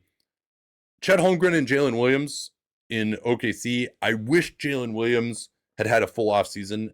I think the leap may come for him next year, but I'm a believer in his talent and athleticism and how hard he works. And Chet as well. He again was hurt last year by the broken. I'm sorry, not broken hip. The I don't even remember what it was like. Broken tip of the hip. Mhm. We'll say it's like the iliac something or other. But certainly Holmgren could be in it as an offensive player. Just becomes a little bit better shooter, plays more minutes. One of the best rim protectors, obviously. But if he can, especially if Williams is out to start the year, could he establish himself as a decent second option? That would be useful there. But and I wish I could say Scoot Henderson, but of course he has the injury issues also. Yeah. The All right. So way did you have a top 3 then? so it's a tough play. I'm gonna do Shaden Sharp 1. You kind of convinced me enough on Wembanyama. I'll go Wembanyama 2 and Franz Wagner 3. All right. Your biggest surprise team. I've decided to engage in this. I don't remember if I did this previously. That relative to my own estimation of the team. So basically where I am most likely to be wrong in the positive and negative direction. That's an interesting way to look at this. I like that. And so it's like basic and so our over unders were a good way to kind of think about that a little bit. And it's not surprising considering I went under on seemingly every Eastern Conference team that all 3 of my top 3 are Eastern Conference teams. Um, and they're the Sixers, the Raptors, and the Pistons. And so for each of them, I have some concerns. So the Sixers, it's sometimes some of it's health, some of it is the best case. We already discussed that. For the Raptors, you brought up, and I agree with your general point that their overall talent level is better than a lot of teams of this ilk. And I think that Rajakovic is a pretty good coach. I just think that they have these fundamental flaws that are going to make them a hard fit. But I could just straight up be wrong on that, and they could just be good enough to make it work. And then with the Pistons, missing Beasley, not having Ivy to start the year, not having Schroeder because he's gone, though, like the generating of good shots is going to be an issue, but their defense is going to be strong. They were really well coached last year. So in terms of who I think will just be straight up better than I expect, those are my top three. Yeah, the Raptors are definitely one for me. I don't do it quite the same way as you do because I think uh, I do it partially versus my own expectations, but also maybe more versus consensus. And the Magic in the postseason, I think them making the East Finals over the Knicks would be a surprise, which I have them doing. I think the Mavs are the biggest team that I'm just above their over under. Mm-hmm. So that's one that really sticks out to me. I think just their defense will be really good. It'll give them a nice floor. If Embiid is right, obviously Philly. If Joel Embiid's going to play at a near all NBA level, then or at least over the 60 games that he plays, that could be interesting. So yeah, those are probably the biggest ones. Just in terms of the biggest year-to-year wins improvement, I have the Raptors picked for that because they only won 30 last year. I have them with 42. The Yeah, Spurs, I actually, Philly's in yeah, go ahead. contention too because they only won 24. Oh yeah, of course. Yeah, I totally forgot about them. Yeah, I mean it probably will be Philly actually. Yeah, because they did only win 24. Yeah, so those two, and hey, big surprise, those are the teams with the most talent that just decided to totally tank last year. And then, I mean, hilariously, because I'm pretty low on them, the Pels, because they were just so bad a year ago. And then the Spurs would be the other one, which when Beyond plays all season. I don't have anybody just that I expect to make like a crazy improvement or get into championship contention who isn't. Um, Also, it's noteworthy that a lot of teams had big breakouts last year, which I, of course, failed to predict, even in biggest surprise team. Actually, I think I had the Rockets last year as a possibility. How about biggest surprise player? We obviously mentioned some of them already. We don't have to rehash them for most improved. Is anyone else who's on the list there for you? I have Reed Shepard in both surprise and disappointing because I think Yeah. it's going to be one or the other. I don't know which. Zion Williamson, I really hope that he's back, that he can reach something like the level that he was. Yeah, we should. Do you want to? That would be an interesting Watfo of who plays more games, Joel or Zion. Well, that's not the I'm gonna. format of a Watfo, but it's Well, yeah, it would just be the oh, percent Joel chance Embiid plays more games. that Joel plays more. Yeah, yeah. Um, I'll have to throw that one in there as a possibility to do later. Maybe we'll do it tomorrow. Um, Here's an interesting one, especially with all the injuries in the backcourt for Memphis. Cam Spencer, I think he actually could be Ooh. a rotation player for them. And now I was kind of sad that he wasn't gonna have the opportunity, but he plays for the Memphis Grizzlies, so you're always gonna have an opportunity there. Taylor Hendricks is one of my guys. I would really Yeah, love for him to have that opportunity. I have a bunch of like sink or swim guys. I brought this up with Reed Shepard, where I think there's a chance they'll be on either of these lists. Peyton Pritchard is another one of those. He's going to get a larger opportunity. Does he make the most of it? Austin Reeves is going to get a big opportunity with LeBron James injury. What is he going to do with that? It's hard yeah, because it's a lot hard of for me for Reeves to be a surprise player. Now I've always thought he's overrated. Now he deserves a lot of credit for catching up to that rating very, very quickly in a given year. So, like, I think he's a very good player, but I just think that he's. I mean, maybe he'll surprise us, but I think he's a very solid creator at this point. Yeah. Who else did you have? I have a couple of Nate's guys on this. Okay. Noah Clowney and Brandon Williams, both of whom will get opportunities this year. Yeah. Yeah. I wish I had more confidence in Williams staying healthy. I don't know if Clowney has quite been elevated to a Nate's guy. Is Jay Huff a Nate's guy? Official Because he's Nate's guy. also on my list. I mean, I think like a Nate's guy.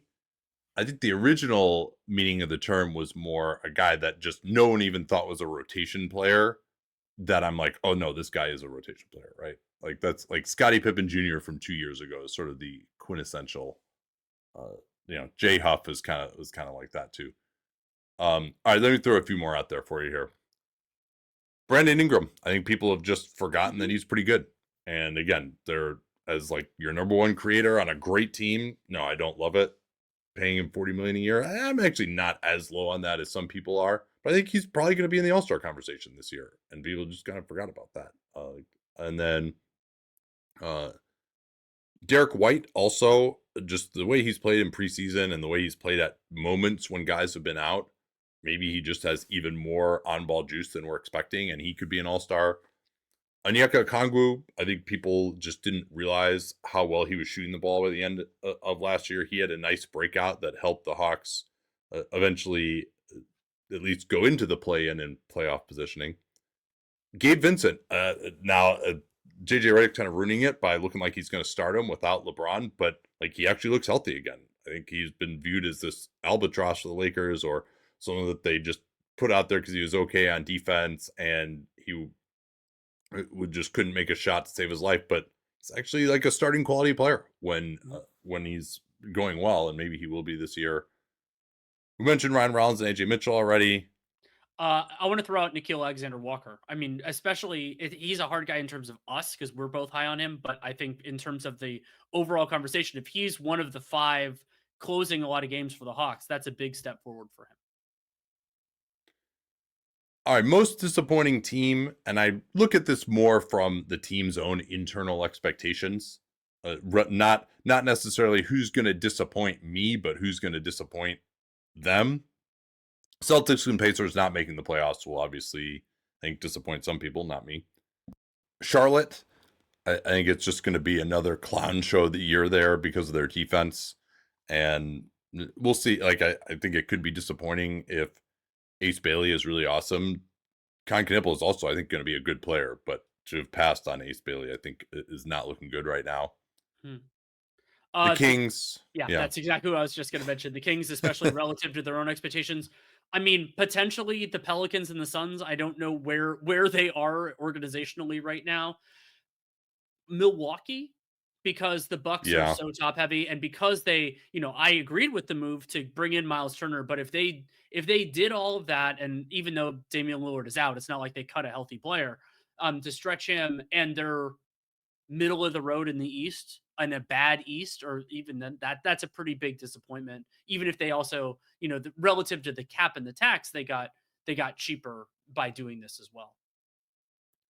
And then the Lakers, too. I think Yep. if the Lakers are in the play in, if the Lakers don't win a playoff series, which is what I expect, that's always going to be a disappointment. It's a disappointment to me that Luka Doncic is clearly on a much worse roster than the one that he left hmm in Dallas.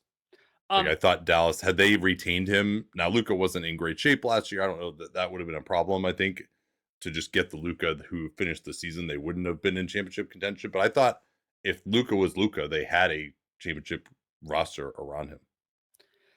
then I'll throw in two of the same rubric that I did the other way of teams that I think I might be too high on: the Golden Mm. State Warriors and the Atlanta Hawks. Where the Warriors are great. I think they're going to be really good, but it's like, are they put in contention to be the second best team in the West? We'll have to see.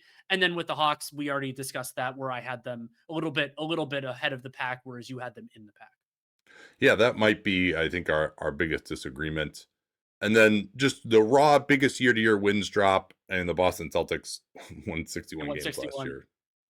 and the Pacers The won Pacers 51. won 50. Who won 51? The Pacers did. 50. The Pacers won 50 last year. So, yeah, I mean, I think that both of those will Oh, you're right. be, I wrote it wrong. yeah. And then the Kings did win 40 a year ago, and I'm expecting them to be 34. Like, there aren't that many teams I have for like a massive drop this year, but there's always going to be somebody. This is always an interesting one. Again, this goes more towards the fans and the team's expectation than necessarily mine. So there may be some guys on this list that you guys already know that I'm not as high on as some others, but not all of them fall into that category. Did you want to start with this one here? Most I disappointing c- player? I could start with it, and it's a player that I like, but relative to the expectations on them, and that's Kevin Durant. because Kevin Mm. Durant, in this version of him, he can make an offense better, but he can't make an offense. And the Rockets kind of need him to make an offense, especially with Fred VanVleet going down. Not that Fred VanVleet made an offense in the first place.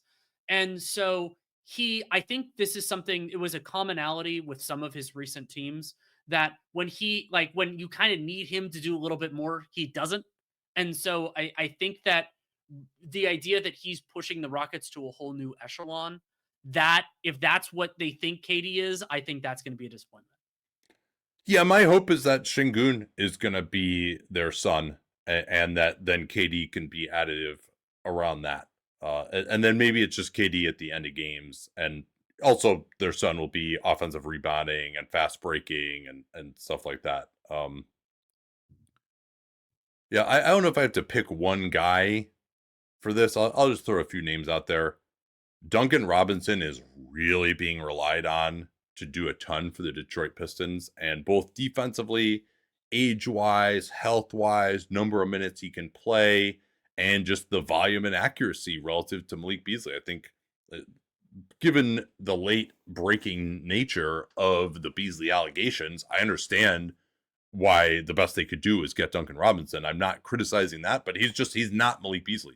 Right. Very few players in NBA history are what Malik Beasley did as a shooter a year ago. And I actually think Beasley's a little bit better defensively than Duncan Robinson too, and he can play more ends. He played 82 games last year, so I think he's Duncan Robinson.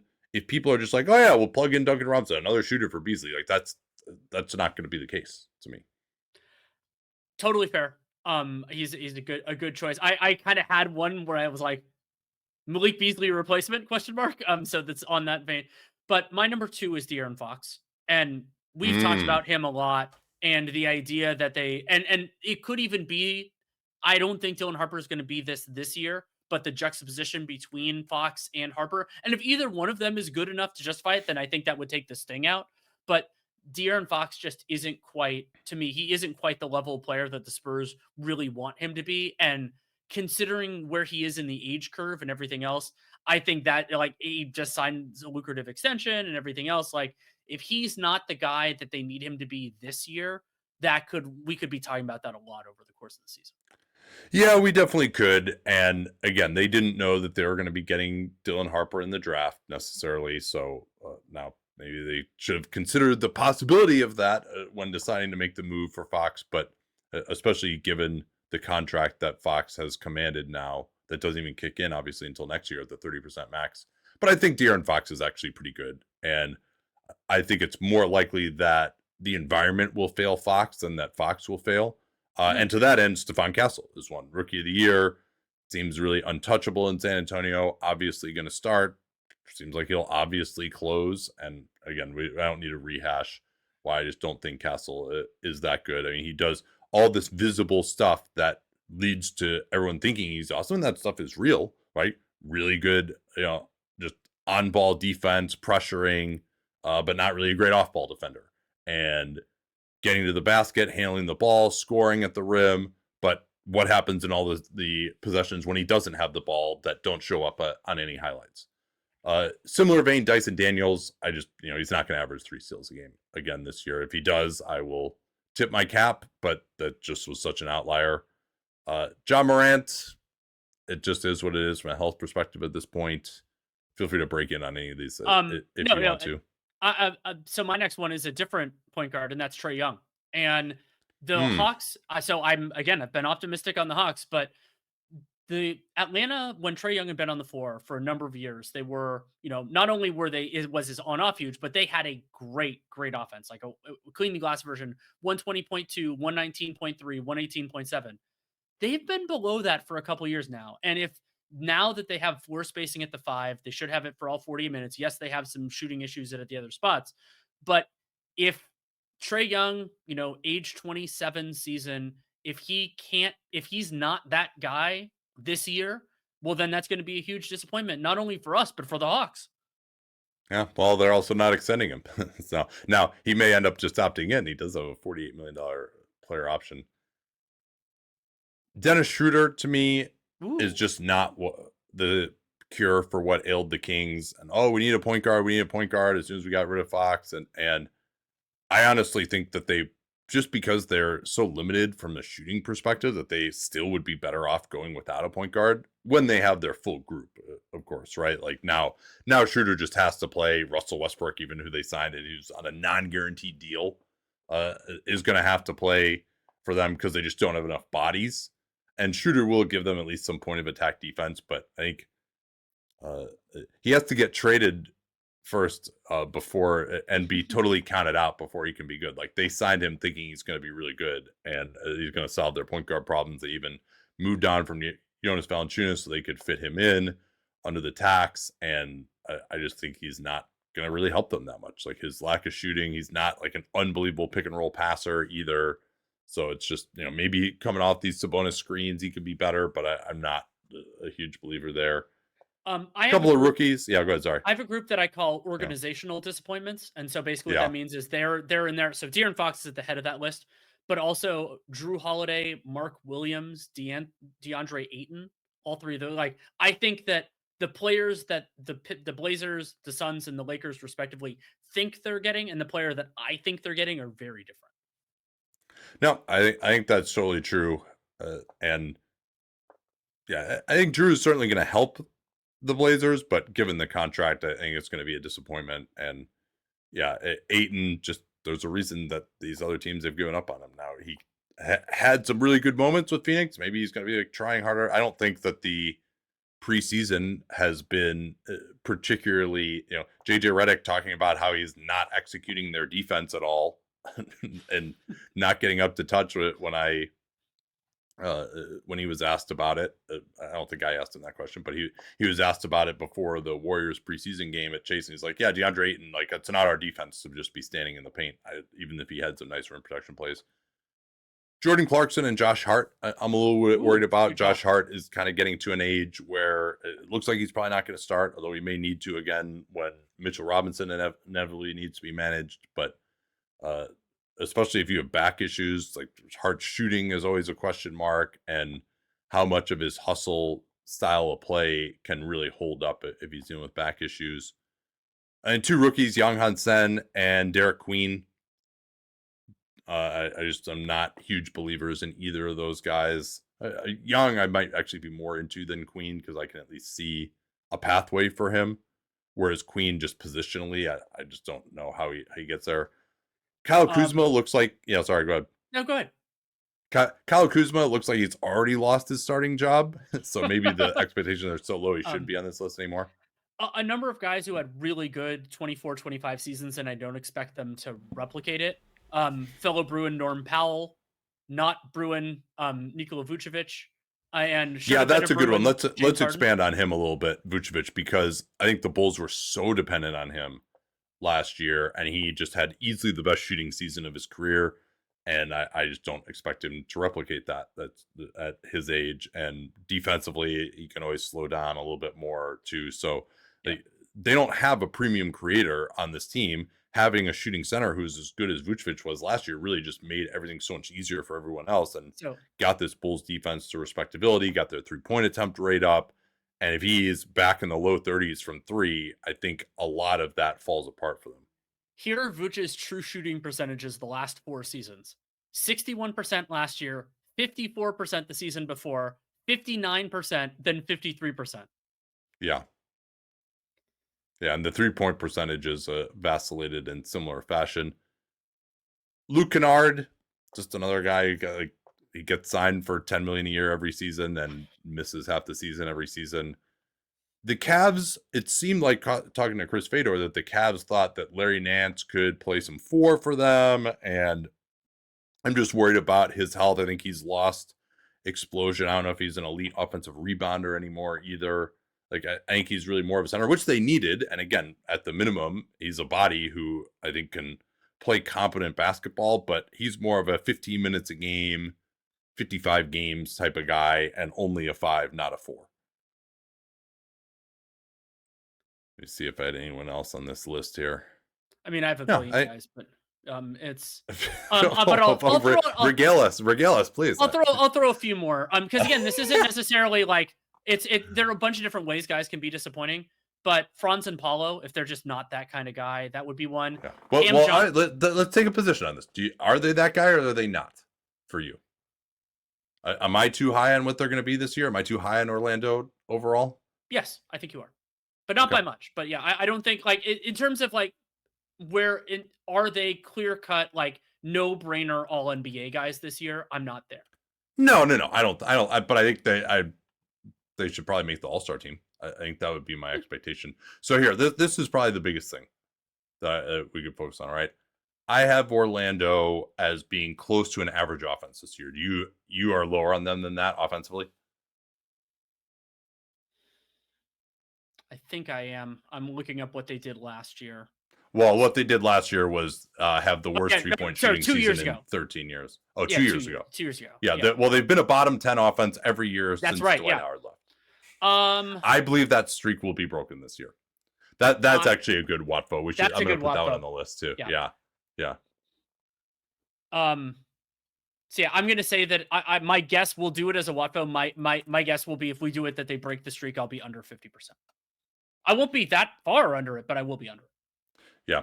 We'll see. I mean, I think those guys being better, just uh, progression to the mean. Yes, I know that's not a real statistical term, but it should be because it makes sense. Because regression should generally means getting worse, and progression means getting better. So I'm going to use progression to the mean. Sorry, stats nerds, you're just going to have to deal with it. Progression to the mean from the likes like Wendell Carter as a shooter, and then obviously getting Bane and Tyus Jones in there too. Avoiding turnovers, I think will also like Tyus Jones will really help them there. So I think all that will get them into, they could be 18th. They could do it, right? I can throw. I'm gonna throw two more. Two more. I have much more, but I'm gonna throw two more very different guys here. Giannis, if he's just not like he's gonna have a lot on his Mm, plate if he's just not mm. that guy or durability concerns or anything else. And then somebody that I like but just needs to do it this year, and that's Brandon Miller. If Brandon Miller just has another season in his third year in a row, then I'm gonna be pretty down. Yeah, I usually have a little more patience on wings than some, but he's not necessarily that sort of athlete that we've seen peak later in their career, like a Jimmy Butler or Kawhi Leonard or even a Paul George, that sort of player. Are you ready to do executive of the year? Yes. And executive of the year, this is always it's our deserves, not the other people, because this one I often disagree with the voting quite a bit. I'm going to go with Ansi Saleh as number one. The Hawks did two great. They made their roster better, but the reason that I think that I'll end up having Saleh number one at the end of the year is the trade with the trade where they got the pick from New Orleans, and like that getting an asset that good for something that wasn't that good, getting the pick that became Derek Queen, that was an incredible piece of negotiating. Yeah, I have the New Orleans Pelicans having the fifth best lottery odds this year, so that would be pretty good. And then also obviously getting Porzingis, not extending Trey Young right now too, I think is going to Mm. look okay. We'll see what the end of the season, because you also have the possibility where hey, maybe it just doesn't work out with Trey, or he ends up. I mean, that's the kind of thing though. It's like if they get to the point where they don't want to extend him, he probably is bad enough that he's just opting in. Possibly, Don't you yeah. think? I think Yeah. it's very. It kind of depends on which way it's disappointing, but I think that's possible. So yeah, I mean, I think he's signing Alexander Walker was really good too. I think that even their draft was decent with Asa Newell. Number two, I think I'm gonna put Jeff Weltman there. I'm gonna think the Bane trade is gonna look pretty good. And then my number three is Lawrence Frank. They really when I was reminded of it. There's been so much crap around the Clippers, obviously, but when Law Murray, that was a great pod, by the way. You guys should go back and listen to that. He really is just so on top of that team that just the sheer number of guys they brought in is Yeah, really impressive.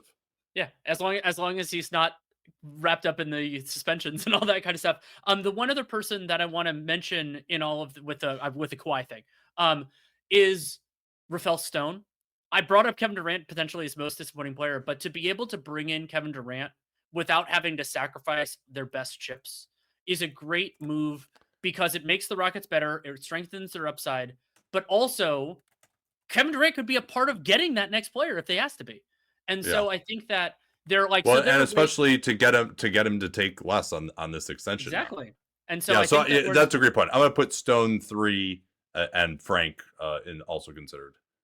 And then I want to throw out a couple other shout outs. I think that Ben Tenzer's offseason is a little bit overrated because it's the MPJ, Cam Johnson, the disparity between those two guys. But I still think, and Bruce Brown may be overrated, but I think they did a good job.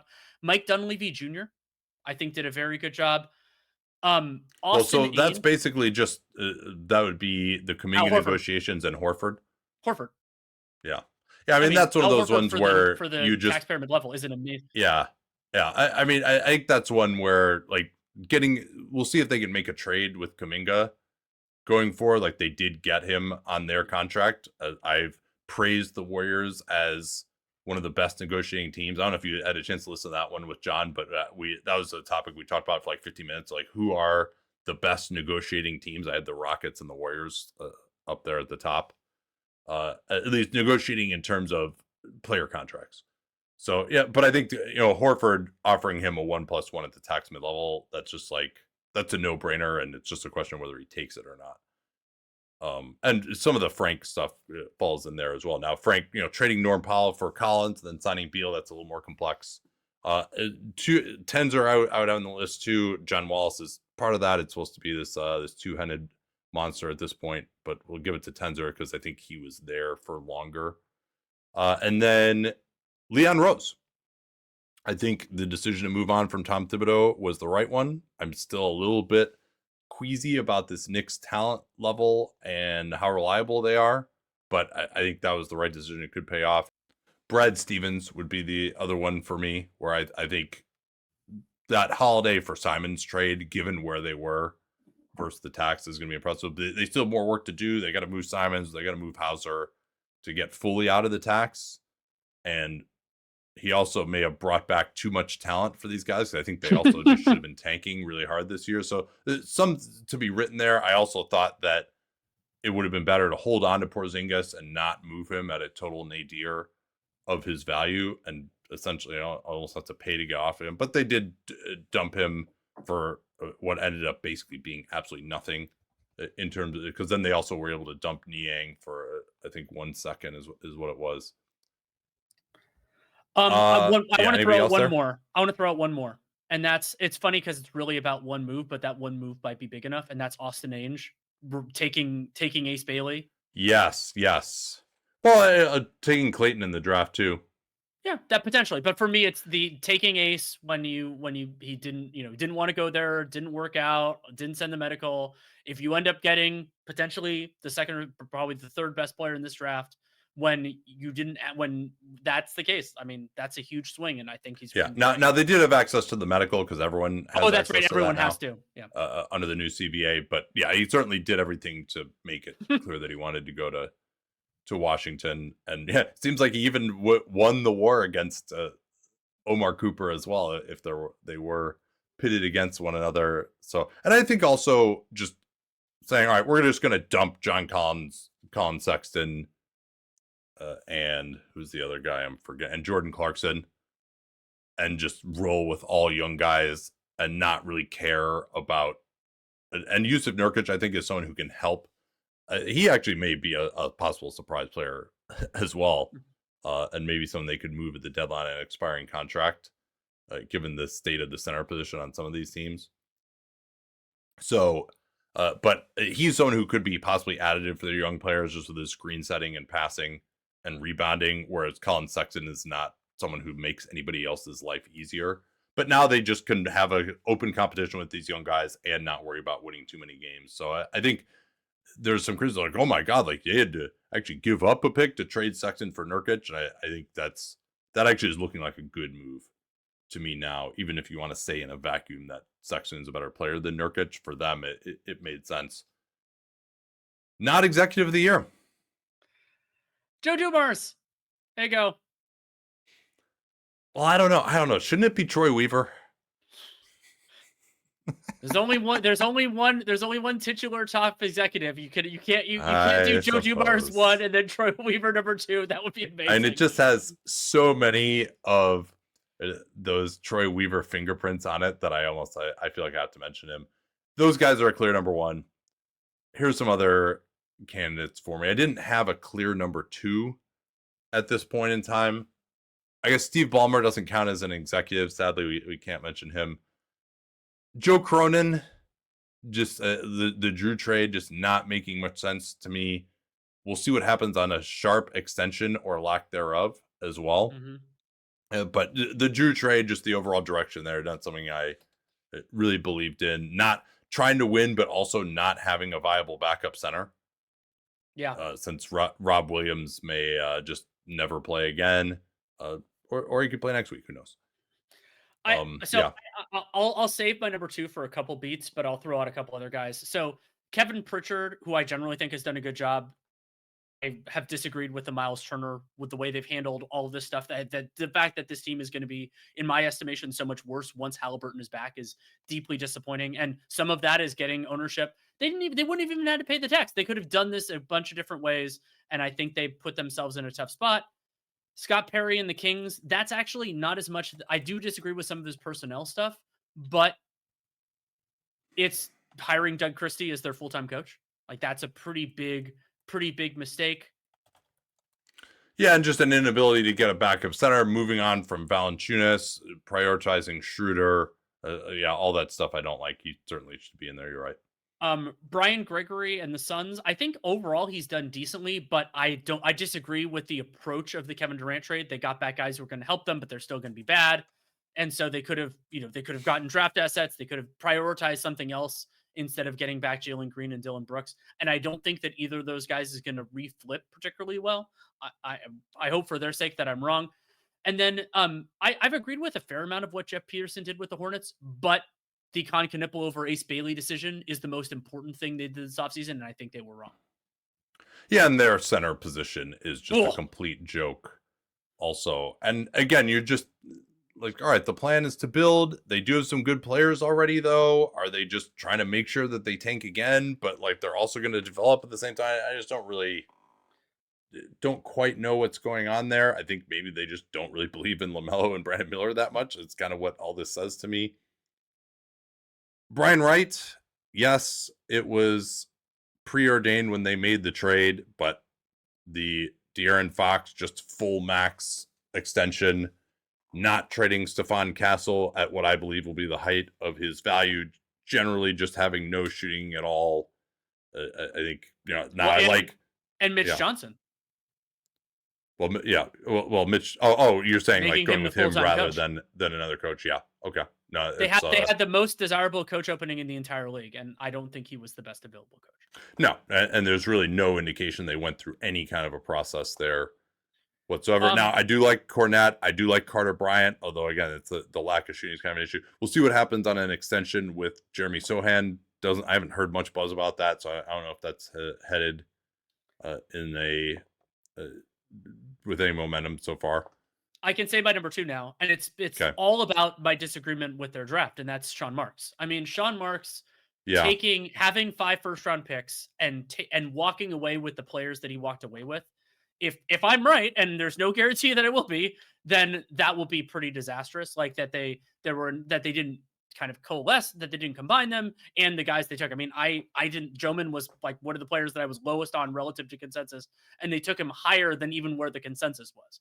And so those sorts of decisions, we'll see. And so again, this is me in the preliminary one, and we will revisit this over the course of the year. This is me betting on my board over Sean Marks's board. Yeah, we'll see. In terms of the guys that they drafted, Drake Powell is someone I still don't know anything about because we haven't seen him at all. I didn't watch his college film. Traore is someone I thought was a decent pick in that range. He's French. You got to at least like him. Oh, I'm interested in Traore. but yeah, outside of that, there's no one that I really loved in their slot. I think Joman could be interesting. I'm a little higher on him after talking to Lucas Kaplan about him. Another guy we just haven't seen that much of, though. He just now made his debut a couple of days ago in the preseason. So he's someone I'll be pretty interested to watch But yeah, he definitely was on my list as well. And Daryl Morey's another one too. VJ Edgecombe over Ace Bailey. We'll see True. on that. And Brad Stevens, things could go wrong a little bit with what he did. I would second what you said on Pritchard as well. John Horst, I thought that the Lillard stretch and the Turner signing was the right move. And if only because I think Miles Turner will have trade value. So you can throw that in if it doesn't work out with Giannis. And that was the single best move they could make to be more competitive this season. The Brook Lopez era just was at an end, as given his age, and that you needed another player like that who could actually do something on defense, unlike Bobby Portis. So I think I was on board with what they did. I think bringing back some of the guys that they did is also pretty good in terms of just what they've done so far. That's impressive. Now, this is an ownership level decision. Giannis is involved too. I think maybe they should have tried to be like, hey, Giannis, maybe if you want to leave now, it might be a good time. Because Giannis's trade value is only going to go down, which is good for Giannis because he can dictate his destination more, but not good for the Milwaukee Bucks. But it's also worth it to just have another season of Giannis and to be at least a playoff team or a top 6 contender. So yeah, I think Marks is probably my number 3, I would say. And if I had to pick a 2, probably right. I just the overall direction of the Spurs and like all of their crazy lottery luck is making them look really good right now. But I think given what they've had in the cupboard at the time that they drafted Wembanyama, and then to know, okay, you had the number 4 pick the next year, and you had the number 2 pick the year after that, I thought they would be further along. I think that Victor is the one who's going to be propping everyone else up, as opposed to them making his life and development easier. And I find that a little difficult to swallow. It reminds me. It reminds me a little bit of the Pelicans at a couple different points in time, where it's like they got the number 1 piece, but then it just didn't quite fit around them. But I hope for the Spurs that it works out better than it did for the Pels. All right, let's just do those Watfos right now, actually, before we go, since we mentioned them. All right, number 1. What are the odds that should we do minutes? Should we do minutes? Let's do minutes. Yeah, let's do minutes. Or do you want to do games?